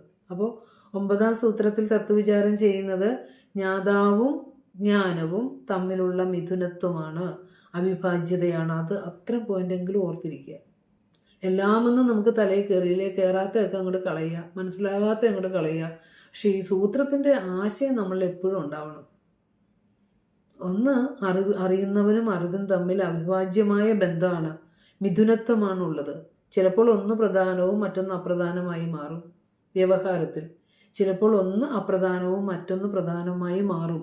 എന്തായാലും രണ്ടും കൂടിച്ചേർന്ന് എപ്പോഴും ഇരിക്കൂ എന്ന ആ അവിഭാജ്യതയാണ് ഗുരു നമുക്ക് പറഞ്ഞു തരുന്നത്. അപ്പോൾ ഗുരുവിൻ്റെ പ്രപഞ്ച വിശകലനം അദ്വൈത ദീപികയിലെ 1ാമത്തെ ശ്ലോകത്തിൽ ഗുരു ഈ പ്രപഞ്ചത്തെ പറയുന്നുണ്ടല്ലോ. പേരായിരം പ്രതിഭയായിരമിങ്ങി വറ്റിൽ ആരാലെഴും വിഷയമായിരമാം പ്രപഞ്ചം ഓരായിൽ നേര് ഇത് കിനാവ് ഉണരും വരേക്കും നേരാവുണർന്നളവ് ഉണർന്നവനാം അശേഷം എന്ന് പറയുന്നുണ്ട്. ഈ പ്രപഞ്ചം എന്താണെന്ന് ചോദിച്ചാൽ ഗുരുവിനെ പോലെ പ്രപഞ്ചത്തിന് നിർവചനം തന്നിട്ടുള്ള ഒരു ഋഷീശ്വരനില്ല. ഒറ്റ വാക്കിലാണ് ഗുരു തന്നേക്കണത്. ആയിരക്കണക്കിന് പേരായിരം പ്രതിഭയായിരം ഇങ്ങിവറ്റിൽ ആരാലെഴും വിഷയമായിരമാം പ്രപഞ്ചം എന്ന് ആലോചിച്ച് നോക്കിയേ. ഈ പ്രപഞ്ചത്തെ ഇത്ര ചെറിയ ഒരു കാര്യം നമുക്ക് എത്ര പരത്തി വേണമെങ്കിലും പറയാം. മനസ്സിലാക്കാൻ വേണ്ടി ഇപ്പം ഞാൻ പറയണ പോലെ കുറേ ഇങ്ങനെ പരന്ന് പറയാം. പക്ഷേ ഋഷീശ്വരന്മാർക്ക് ഇങ്ങനെ പരത്തി പറയേണ്ട ആവശ്യമില്ല. അവർ പറയാനുള്ളത് സൂക്ഷ്മ രൂപത്തിൽ ഉള്ളടക്കിയുണ്ട്. മിതവും സാരവും ആയ വാക്കുകളിൽ വളരെ കുറച്ചേ പറയൂ. അപ്പോൾ പ്രപഞ്ചത്തിൻ്റെ നമ്മളിങ്ങനെ കിടന്ന് ഇങ്ങനെ പറയേണ്ടി വരണ എന്തുകൊണ്ടാണ്? നമ്മളിത് അനുഭവം വരാത്തതുകൊണ്ടാണ് നമുക്കിങ്ങനെ പറഞ്ഞു പഠിക്കേണ്ടി വരുന്നത്. അതുകൊണ്ടാണ് ഗുരുക്കന്മാരിത് പറയുന്നത് അനുഭവത്തിൽ നിന്നാണ്. അപ്പോൾ അനുഭവത്തിലേക്ക് എന്നെയും പാത്രമാക്കണേ ഭഗവാനെ എന്നുള്ളൊരു പ്രാർത്ഥനയോടുകൂടിയാണ് നമ്മളിങ്ങനെ ശിശുക്കളായിരുന്ന് ഇതിലേക്ക് ഇങ്ങനെ പിച്ചവെച്ച് നടക്കുന്നത്. അപ്പോൾ ഗുരു പറഞ്ഞ ആയിരക്കണക്കിന് പേരുകൾ, ഈ പ്രപഞ്ചം എന്ന് പറഞ്ഞാൽ ഓൺലി നെയിംസ്, പേര്. എന്ത് ഇവിടെ നോക്കിയാലും ഒരു പേരിലൂടെയാണ് നമ്മളെല്ലാവരെയും അറിയണത്. 1000 എന്നുള്ളതിന് അനന്തം എന്നുള്ള അർത്ഥം കൊടുക്കണം. ആയിരക്കണക്കിന് പേരുകളും ആ ഒരു പേര് കിട്ടുമ്പോൾ നമുക്ക് അതിനെക്കുറിച്ച് എന്തെല്ലാം ആശയമാണ് നമ്മുടെ ഉള്ളിലേക്ക് വരുന്നത്. അങ്ങനെ പേരായിരം പ്രതിഭയായിരം ഇങ്ങിവറ്റിൽ, ഇതിൽ നിന്നും ആരാലെഴും ഉണർന്നു വരുന്ന ആയിരമാം പ്രപഞ്ചം. അങ്ങനെയാണ് ഈ പ്രപഞ്ചം വളർന്ന് വളർന്ന് വികസിച്ച് വിസ്തൃതമായി നമ്മളിലൂടെ വിസ്തൃതമാക്കുന്നത്. എന്താ, അടുത്തിരുന്ന ഒരാളോട് പേരെന്താ, എവിടെ വീട്, കോഴിക്കോട് എവിടെയാ അല്ലേ, ആ കോഴിക്കോട് ഇന്നടുത്ത് എൻ്റെ ചേട്ടനുണ്ടല്ലോ അല്ലേ, അങ്ങനെ ചേട്ടൻ പറഞ്ഞു, അനിയൻ പറഞ്ഞു, ഇങ്ങനെ ബന്ധം ഇങ്ങനെ പറഞ്ഞു പേരിലൂടെ ഇങ്ങനെ പോവും. ശബ്ദജാലം മഹാരണ്യം ചിത്തഭ്രമണ കാരണമായിട്ട് അങ്ങനെ പോവും. അപ്പോൾ പേരും പ്രതിഭയും അതിൽ നിന്ന് ഉയർന്നു വരുന്ന വിഷയജാലങ്ങളുമാണ് പ്രപഞ്ചം. പറയാണ്, ഇവിടെ വേണേൽ ജീവിച്ചു പോക്കോ, മരിച്ചു പോക്കോ, ഒന്നും അറിയണ്ട, ഇത്ര കഷ്ടപ്പെട്ട് വേദാന്ത സൂത്രം ഒന്നും പഠിക്കണ്ട, ഉപനിഷത്ത് പഠിക്കണ്ട, ഗുരുകൃതികളൊന്നും പഠിക്കണ്ട, മുണ്ടു ഉറങ്ങിയൊക്കെ നമുക്ക് വേണമെങ്കിൽ ഇവിടെ നിന്ന് ജീവിച്ചങ്ങ് കടന്നു പോകാം. ആരും പറയുന്നില്ല ഇതൊന്നും അന്വേഷിക്കാൻ. ഇപ്പോൾ എത്രയോ 100-300 പേരോടുള്ള ഗ്രൂപ്പിൽ നിന്ന് നമുക്ക് കയറിയിരിക്കുന്ന ഇത്രയും പേരാണ്. കാരണം വെച്ചാൽ അതിന് ഭാഗ്യവും അതിന് അനുഗ്രഹവും അത് ചെവിയിലേക്ക് ഒന്ന് കേൾക്കാനെങ്കിലും സാധിക്കുന്നവർക്ക് മാത്രമല്ലേ അത് കേൾക്കാൻ പറ്റുള്ളൂ. അതുകൊണ്ട് അതും ഒരു ഭാഗ്യമാണ്. അങ്ങനെ കേൾക്കണമെന്നും ഇരിക്കാനും ഒക്കെ സാധിക്കുന്നത് എന്നൊരു ഭാഗ്യമാണ്. അപ്പോൾ ഗുരു പറയും, ഓരായിൽ നേര്. അന്വേഷിക്കാത്തവർക്ക് എൻ്റെ ചേട്ടനും എൻ്റെ ഭർത്താവും എൻ്റെ മക്കളും എൻ്റെ വീടും എൻ്റെ കാറും ഒക്കെ എന്നും താലോലിച്ച് അതിനെയും കൊണ്ട് പോകാൻ മരിക്കുമ്പോഴും നേരാന്ന് കരുതി പോകാം. പക്ഷെ എന്തുപോലെയാ ഗുരു ഓർക്കുന്നുണ്ട്, ഒരായിൽ നേര്. അന്വേഷിക്കാതിരുന്നാൽ ഇതൊക്കെ നേര്. പക്ഷെ എന്തുപോലെ, കിനാവ് ഉണരും വരേക്കും നേരാം. സ്വപ്നം കണ്ടുകൊണ്ടിരിക്കുമ്പോൾ ഞാൻ വലിയ സമ്പന്നനായി, രാജാവായി, രാജ്ഞിയായി, സിംഹാസനത്തിൽ ഇരിക്കണതൊക്കെ കണ്ട് സന്തോഷിച്ച് ആടി തിമിർത്ത് ഇതാ ഉറക്കം തെളിഞ്ഞു വന്നപ്പോൾ സ്വപ്നവും ഇല്ല, രാജകുമാരി ഇല്ല, രാജാവും ഇല്ല, സിംഹാസനവും ഇല്ല അല്ലേ, ഉണർന്നവൻ മാത്രമുണ്ട്. അതുപോലെ ഈ ദീർഘമായ സ്വപ്നമാണ് ഈ പ്രപഞ്ചം. ജാഗ്രത അവസ്ഥയിൽ നമ്മൾ ജീവിക്കുന്ന എത്ര വർഷം ജീവിച്ചോ അത്രയും ഒരു ദീർഘ സ്വപ്നം എന്ന് തിരിച്ചറിയണം. ഇല്ലെങ്കിൽ അവസാനം നമ്മൾ ചിന്തിക്കും, ഞാൻ എന്തിനാ ജീവിച്ചതെന്നല്ലേ, ഒന്നും ഓർമ്മയുണ്ടാവില്ല. അവസാനം കുറേയൊക്കെ മോഹങ്ങളൊക്കെ വെച്ചുകൊണ്ട് നമ്മളങ്ങ് പോവുകയും ചെയ്യും. ഒന്നും അറിയില്ലാതെ ഒരു അന്ധനായ ഭക്തരായി നമ്മളിവിടുന്ന് കടന്നു പോകും. അങ്ങനെ വരരുത്. ഇത്തിരിയെങ്കിലൊക്കെ അറിയേണ്ടത് അറിഞ്ഞിട്ട് വേണം കടന്നു പോകാൻ. നേരാം ഉണർന്നളവ് ഉണർന്നവനാമശേഷം.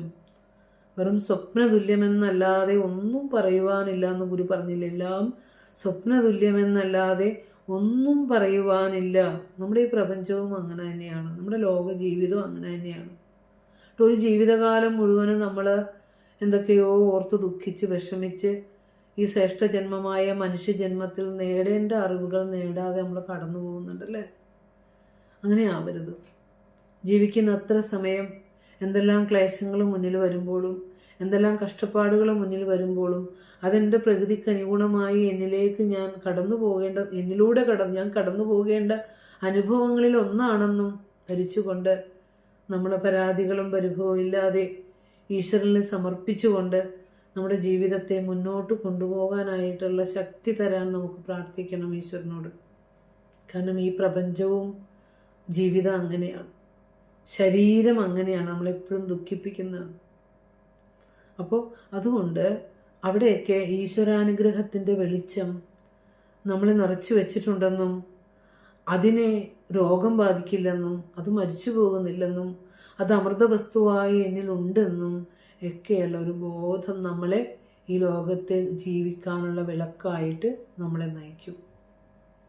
അപ്പോൾ പരമകാരണത്തെ അറിയാതെ, നമ്മൾ ഈ കാണുന്നതിനെയൊക്കെ പിടിക്കാതെ പരമമായ സത്യം ഉണ്ടെന്നെങ്കിലും ഒന്ന് അറിയാതെ നമ്മൾ ഒരു വസ്തുവിൻ്റെയും, ഈ ലോകത്തുള്ള എന്തു വസ്തുവിൻ്റെയും സത്യം വെളിപ്പെടണമെങ്കിൽ ഇതിനാധാരമായ ഒരു വസ്തു ഉണ്ടെന്ന് നമ്മൾ അറിയണം. അത് ബേസായിട്ടുള്ള കാര്യമാണ്. അപ്പോൾ ഇന്നത്തെ അറിവുകൾ മുഴുവനും എങ്ങനെയുള്ളതാ? കാഴ്ചകൾക്ക് തൽക്കാലം നൽകിയിട്ടുള്ള പേരുകളെ ആശ്രയിച്ച് മാത്രമുള്ളവയാണ്. ഗുരു പറഞ്ഞ പോലെ പേരായിരം പ്രതിഭയായിരം ഇങ്ങിവറ്റിൽ എന്ന് പറഞ്ഞ പോലെ ഈ കാഴ്ചകൾക്ക് നൽകിയിട്ടുള്ള പേരുകളെ ആശ്രയിച്ച് മാത്രം നിൽക്കുന്നതാണ് ഇന്നത്തെ അറിവുകൾ മുഴുവനും. വെറും മായക്കാഴ്ചകൾ മാത്രമാണ്. ആ കാഴ്ചകളുടെ പൊരുൾ തിരഞ്ഞാൽ ചിലപ്പോൾ ഒന്നും ഉണ്ടാവില്ല. എല്ലാവരും അണിഞ്ഞൊരുങ്ങിയൊക്കെ നമ്മുടെ മുന്നിലേക്ക് വന്ന് നിൽക്കുമ്പോൾ നമ്മൾ വിചാരിക്കും ഓ എത്ര ഭാഗ്യവാന്മാരാ അവരെന്ന്, അല്ലേ?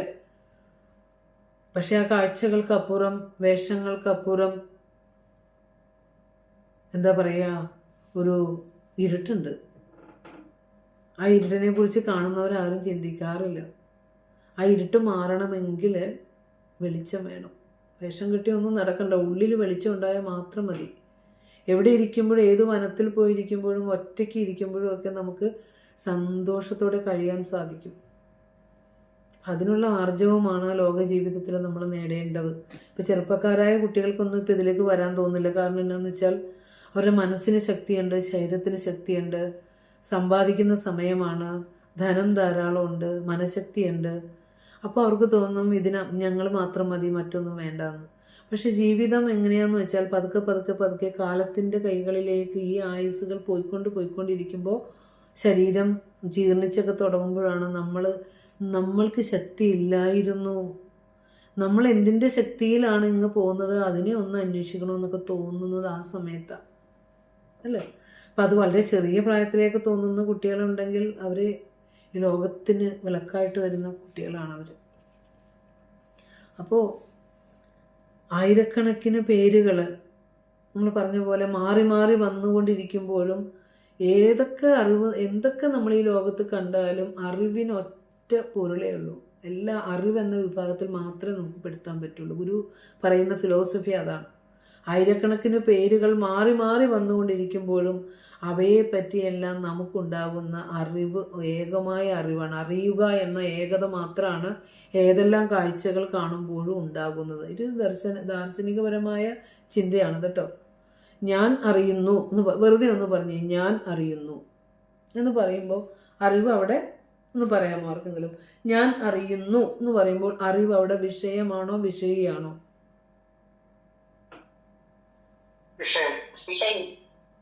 വിഷയി. ഞാൻ അറിയുന്നു, അതെ, ഞാൻ വിഷയിയാണ്, അറിവ് വിഷയമാണ്, അല്ലേ? ഞാൻ അറിയുന്നു എന്ന് എന്നറിയുമ്പോൾ അറിവ് അവിടെ വെറും വിഷയം മാത്രമാണ്, അറിയുന്നവൻ വിഷയിയാണ്. ഇനി തിരിച്ചു പറഞ്ഞേ, അറിയുന്നവനാണ് ഞാൻ അല്ലെങ്കിൽ ജ്ഞാതാവാണ് ഞാൻ എന്ന് പറയുമ്പോഴോ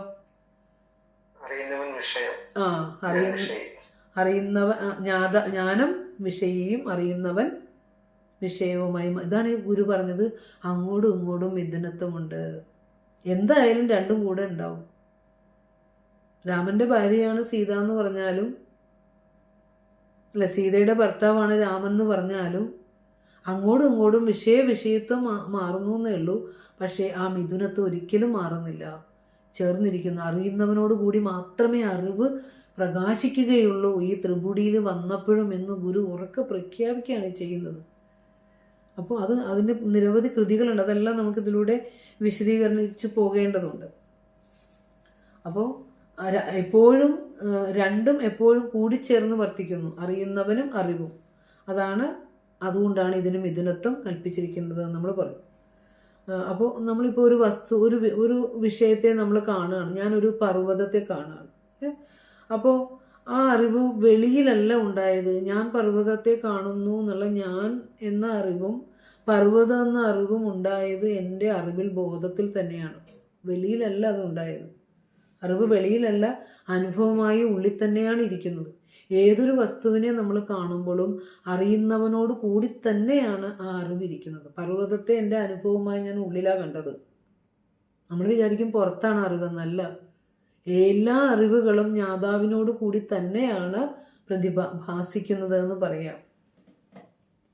അതായത് ഉള്ളിലിരിക്കുന്ന ഞാനെന്ന അറിവും വിഷയസംബന്ധിയായ വെളിയിലുള്ള അറിവും എവിടെയാ? ഉള്ളിലാണ് വെളിവാകുന്നത്. ഇവ രണ്ടും വേർപെടുത്തി വെക്കാനാവാത്തതാണ്. ഞാൻ കണ്ട വിഷയങ്ങൾ എന്നോട് ചേർന്ന് തന്നെയാണ് അനുഭവിച്ചത്.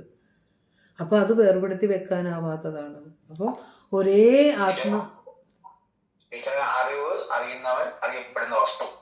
അതെ, ഇപ്പൊ ഇവിടെ അറിയപ്പെടുന്ന വസ്തു നമുക്ക് അടുത്ത സൂത്രത്തിൽ വിചാരം ചെയ്യുന്നതുകൊണ്ടാണ് അതിനെക്കുറിച്ച് കൂടുതൽ പറയാത്തത് കേട്ടോ. അടുത്ത സൂത്രം നമുക്ക് ഏവം ജ്ഞാനജ്ഞേയ വിഭാഗം എന്നുള്ള സൂത്രം പറയുമ്പോൾ ഇത് മനസ്സിലായവർക്ക് അത് ഈസി ആയിട്ട് കയറിപ്പോകാൻ പറ്റും അവിടെ. അതായത് ഒരേ ആത്മസത്യം തന്നെയാണ് ജ്ഞാതാവെന്ന നിലയിലും ജ്ഞാനമെന്ന നിലയിലും ഉള്ള വൃത്തിയോട് കൂടിയിരിക്കുന്നത്. ഒന്ന് മനസ്സിലാക്കിക്കൊള്ളണം. അതിൻ്റെ ബേസാണ്, അത് കുറിച്ച് വെക്കണം. ഒരേ ആത്മസത്യം തന്നെയാണ്, ഒരേ പൊരുൾ തന്നെയാണ് ജ്ഞാതാവെന്ന നിലയിലും അറിയുന്നവൻ എന്ന നിലയിലും അറിവെന്ന നിലയിലുമുള്ള വൃത്തികളോട് കൂടി മാറുന്നത്, വൃത്തിയോട് കൂടിയിരിക്കുന്നത്. പിന്നെ ഇല്ല എന്നർത്ഥം അല്ലേ? അവിടെ നമുക്ക് വെറുതെ നോക്കാം, ഇതമറിവെന്നതിലാദ്യമാം അല്ലേ? അതിൽ ഞാൻ വെറുതെ ഒന്ന്, അതിനു മുമ്പ് ഞാൻ എന്നെ അറിയുക എന്ന് പറഞ്ഞു. ഞാൻ എന്നെ അറിയുക. ഞാൻ അറിയുന്നവനാണ്. ആരെ അറിയണത്? ഞാൻ എന്നെ അറിയുക എന്ന് പറയുമ്പോൾ അറിയുന്നവൻ ആരാ? ഞാൻ. ആരെ അറിയണത്? എന്നെ. അപ്പോ ഞാൻ തന്നെയല്ലേ വിഷയം? ഞാൻ തന്നെയല്ലേ വിഷയിയും അല്ലേ? ഞാൻ എന്നെ അറിയുക എന്ന് പറയുമ്പോൾ ആ അനുഭവത്തിൽ ഞാൻ തന്നെയാണ് വിഷയം, ഞാൻ തന്നെയാണ് വിഷയിയും. അവിടെ അറിയുന്ന ഞാനും അറിയപ്പെടുന്ന ഞാനും ഭേദത്തിന് സ്ഥാനമില്ല, ഇത്രയേ ഉള്ളൂ. ഞാൻ എന്നെ അറിയുക എന്ന് പറയുമ്പോൾ അറിയുന്നവൻ എന്നെ തന്നെ, ഞാൻ എന്നെ തന്നെ അറിയുന്ന ഞാനും അറിയപ്പെടുന്ന ഞാനും ഒരു വസ്തു തന്നെ, ഭേദമില്ല. അത് ഗുരു നമുക്ക് ആത്മോപദേശ ശതകത്തിൽ പറഞ്ഞു തന്നിട്ടുണ്ട്. ഇതമറിവെന്നതിലാദ്യമാം ഇതെന്നുള്ളത് സമ തൻ്റെ വിശേഷമാണ് ബോധം, മതി മുതലായവയൊക്കെ മാറി മേൽ സദ്ഗതി വരുവാൻ ഇതിനെ ഭജിച്ചിടണം എന്ന് പറയുന്നുണ്ട് അല്ലേ? ഇതറിവെന്ന്. അതിന് മുമ്പത്തെ ശ്ലോകത്തിലൊക്കെ പറഞ്ഞു ഇത് എന്ന് പറഞ്ഞ സമയാണ്, എല്ലാത്തിലും തുല്യമായിരിക്കുന്ന സത്യമാണെന്ന് പറഞ്ഞു. അറിവെന്ന് പറഞ്ഞാലും ഇതുപോലെ തന്നെ എല്ലാത്തിലും തുല്യമായിരിക്കുന്ന ഏകമായ സത്യമാണ്. പക്ഷെ അവിടെ ഇത് അറിവ് എന്ന് പറയുമ്പോൾ ഒന്ന് വിശേഷണവും ഒന്ന് വിശേഷ്യമായിട്ട് വരുന്നുണ്ട്. അതായത് ആത്മജ്ഞാനത്തിന് പകരം വയ്ക്കാൻ, പരമാത്മ സത്യത്തിന് പകരം വയ്ക്കാൻ ആ പരമാത്മ സത്യമല്ലാതെ മറ്റൊന്നില്ല എന്നറിയണം. വേറെ എന്ത് ഉദാഹരണം വെച്ചാൽ പറയുക? ഇത് അറിവ് എന്ന് പറയാൻ പകരം വയ്ക്കാൻ മറ്റൊരു വയ്ക്കുവാണെങ്കിൽ ഒരു അനിത്യ വസ്തുവായി പോകും. അതുകൊണ്ട് ഇത് എന്നുള്ള ഇത് കുടം, ഇത് ചട്ടി, ഇത് പാത്രം, ഇത് വസ്ത്രം എന്നൊക്കെ പറയുമ്പോൾ ഇത് എന്നുള്ളത് അത് ആത്മോപദേശ ശതകത്തിലെ ഈ ഇതമറിവിന് മുന്നുള്ള ശ്ലോകങ്ങളിൽ പറഞ്ഞ കാര്യം ഞാൻ പറയണം. എന്ന് പറയുമ്പോൾ സമാനമായി എല്ലാത്തിലും പറയുന്ന ഇത് ആത്മസത്യമാണെന്നും അവിടെ ചട്ടി, കലം, പാത്രമൊക്കെ മാറി മാറി വരുന്ന ദൃശ്യങ്ങളാണെന്നും ഒക്കെ നമ്മളെ പഠിപ്പിച്ച് തന്നിട്ട് അതിൻ്റെ കൺക്ലൂഷനിൽ ഗുരു പറയണം ഇതമറിവ്.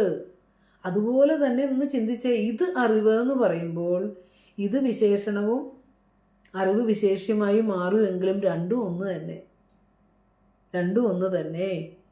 ഒന്ന് വിശേഷവും ഒന്ന് വിശേഷണവുമായി പറഞ്ഞെങ്കിലും രണ്ടും ഒന്ന് തന്നെ, പകരം വയ്ക്കാൻ മറ്റൊരു വാക്കില്ല. അതുപോലെ തന്നെ ജ്ഞാതാവും ജ്ഞാതാവിനോട് ചേർന്നിരിക്കുന്ന ജ്ഞാനവും ഒന്ന് തന്നെയാണ്, അതിൽ മാറ്റമില്ല. ഏവം സൂത്രം എന്ന് പറഞ്ഞ് ജ്ഞാതൃജ്ഞാനയോഹോ അന്യോന്യ വിഷയവിഷയിത്വാൻ മിഥുനത്വമിതി. ഞാൻ ഒന്നേ ഉള്ളൂ, ഓർക്കണം, ഞാൻ എന്ന് പറഞ്ഞ ഒന്നേ ഉള്ളൂ. ചിന്തയുടെ രണ്ട് മണ്ഡലങ്ങളിൽ, രണ്ട് സന്ദർഭം, ചിന്തിക്കുന്ന രണ്ട് സന്ദർഭങ്ങളിൽ എന്നെ തന്നെ വിഷയമായും വിഷയിയായും കൽപ്പന ചെയ്തിരിക്കുന്നു എന്ന് മാത്രമേ ഉള്ളൂ. എന്നോട് ക്ഷമിക്കണം നിങ്ങൾ, ഇത് ഗുരുവിൻ്റെ ദാർശനിക കൃതി ഇങ്ങനെയൊക്കെയേ ഇത് വിശദീകരിക്കാൻ പറ്റുള്ളൂ, മറ്റൊരു ഉപായമില്ല. നമ്മൾ പുഷ്പങ്ങളിട്ട് ഗുരുവിനെ പ്രാർത്ഥിച്ചു പോകാൻ നമുക്ക് എളുപ്പമാണ്, പുഷ്പാഞ്ജലി അർപ്പിക്കാൻ എളുപ്പമാണ്, പ്രാർത്ഥന ചെല്ലാൻ എളുപ്പമാണ്, നമുക്ക് ധനം ചെലവാക്കി എല്ലാം ചെയ്യാനൊക്കെ എളുപ്പമാണ്. പക്ഷെ ഗുരുവിനെ പഠിക്കാൻ നമുക്ക് പാടാ. ഈ അറിവ്, നമ്മൾ ആ അറിവ് നേടണമെന്നാണ് ഗുരു പറഞ്ഞിരിക്കുന്നത്. അപ്പോഴാണ് നമ്മൾ ഗുരുവിൻ്റെ ഭക്തന്മാരായി മാറുന്നത് അല്ലേ? അപ്പോൾ ഈ അറിവ് നേടണമെങ്കിൽ ശേഷി നേടണം, മനക്കരുത്ത് നേടണം, ക്ഷമ നേടണം, കൂടുതൽ കൂടുതൽ കൂടുതൽ ഉള്ള ആർദ്രമായി മാറണം, ആ ഗുരുവിൻ്റെ മുമ്പിൽ കനിവോടെ നിൽക്കണം. എനിക്കിതൊക്കെ തെളിച്ചു തരണേ ഭഗവാനെ, എനിക്കിതൊന്നും അനുഭവമില്ലാത്ത കാര്യമാണ് ഭഗവാനെ, എൻ്റെ ആ എന്താ പറയുക മതി മുതലായവയൊക്കെ മാറി മേൽ സദ്ഗതി വരുവാൻ ഈ പരമജ്ഞാനത്തെ എനിക്ക് വേണം എന്നൊന്ന് ആത്മാർത്ഥമായിട്ട് ആഗ്രഹിക്കുക. ജന്മനിവൃത്തിയൊക്കെ വരട്ടെ, വന്നാൽ തന്നെ ശ്രേഷ്ഠ ജന്മമായി ഇനിയും ഈ സത്യത്തെ അറിയാനുള്ളൊരു വരവെങ്കിലും ആവട്ടെ. അപ്പം അതിനുള്ള പ്രയത്നങ്ങൾ ഈ ജന്മത്തിലിരിക്കുമ്പോൾ തന്നെ നമ്മൾ ചെയ്തു പോയാൽ നമ്മുടെ ജന്മത്തിൽ നമ്മൾ ശ്രേഷ്ഠമായതിനെ ചെയ്തവരായിട്ട് മാറില്ലേ? ഇനി നമ്മളെ മനസ്സ് ശരീരത്തിനൊക്കെ ഈ ആരോഗ്യം വന്നാൽ മാത്രമേ നമുക്ക് ഇരുന്ന് ക്ലാസ് കേൾക്കാനും ഇരുന്ന് പഠിക്കാനൊക്കെ പറ്റുള്ളൂ അല്ലേ. അത് കഴിഞ്ഞാൽ പിന്നെ നമ്മൾ അവിടെ നിന്ന് നമ്മുടെ കാലം കഴിഞ്ഞു എന്ന് വിചാരിക്കരുത് കേട്ടോ. അവിടെ നമ്മൾ ആർജിച്ച അറിവ് നമ്മൾ കണ്ണിന് കാഴ്ച കുറഞ്ഞാലും ബുദ്ധി തെളിച്ചില്ലെങ്കിലും നമുക്ക് ഈ അറിവ് നമ്മളിലൊരു ബോധമായി നമ്മളിൽ തെളിഞ്ഞു വരും. അത് മതി നമ്മുടെ ജീവിത സാക്ഷാത്കാരത്തിന്. എന്തായാലും ഇനി അടുത്ത ഈ ഒരു ഭാഗം കൊണ്ടൊന്നും ആയിട്ടില്ല. അടുത്ത ഭാഗത്തിൽ ഗുരുവിൻ്റെ കൃതികൾ കണക്ട് ചെയ്ത് വെച്ചുകൊണ്ട് ഇത് വിശദീകരിച്ച് തരാം. ഈ വിഷയത്തിനും ജ്ഞാതാവിനും ജ്ഞാനത്തിനും പരസ്പരം വിഷയീഭാവമായി ഇരിക്കുന്നത് കൊണ്ട് മിഥുനത്വമുണ്ട്, അങ്ങോട്ടും ഇങ്ങോട്ടും മിഥുനത്വമുണ്ട് എന്നുള്ളത് അടുത്ത ക്ലാസ്സിൽ കൺക്ലൂഡ് ചെയ്യാം. അപ്പോൾ അതിലെ ഗുരുവിൻ്റെ ദർശനമാലയിലെ കർമ്മദർശനവും ആത്മോപദേശ ശതകവും ഒക്കെ വേണം, കർമ്മദർശനമൊക്കെ എടുത്ത് വെച്ചുകൊണ്ട് വേണം അടുത്ത ക്ലാസ്സിലേക്ക് വരാൻ. അപ്പോൾ ഇന്നത്തെ ക്ലാസ് ശ്രവിച്ച സുഹൃത്തുക്കൾക്ക് ഏവർക്കും നമസ്കാരം അർപ്പിക്കുന്നു. ഈ വാക്കുകൾ അത്രയും ഗുരുവിൻ്റെ പാതാരവിന്ദങ്ങളിൽ സമർപ്പിക്കുന്നു. ഓ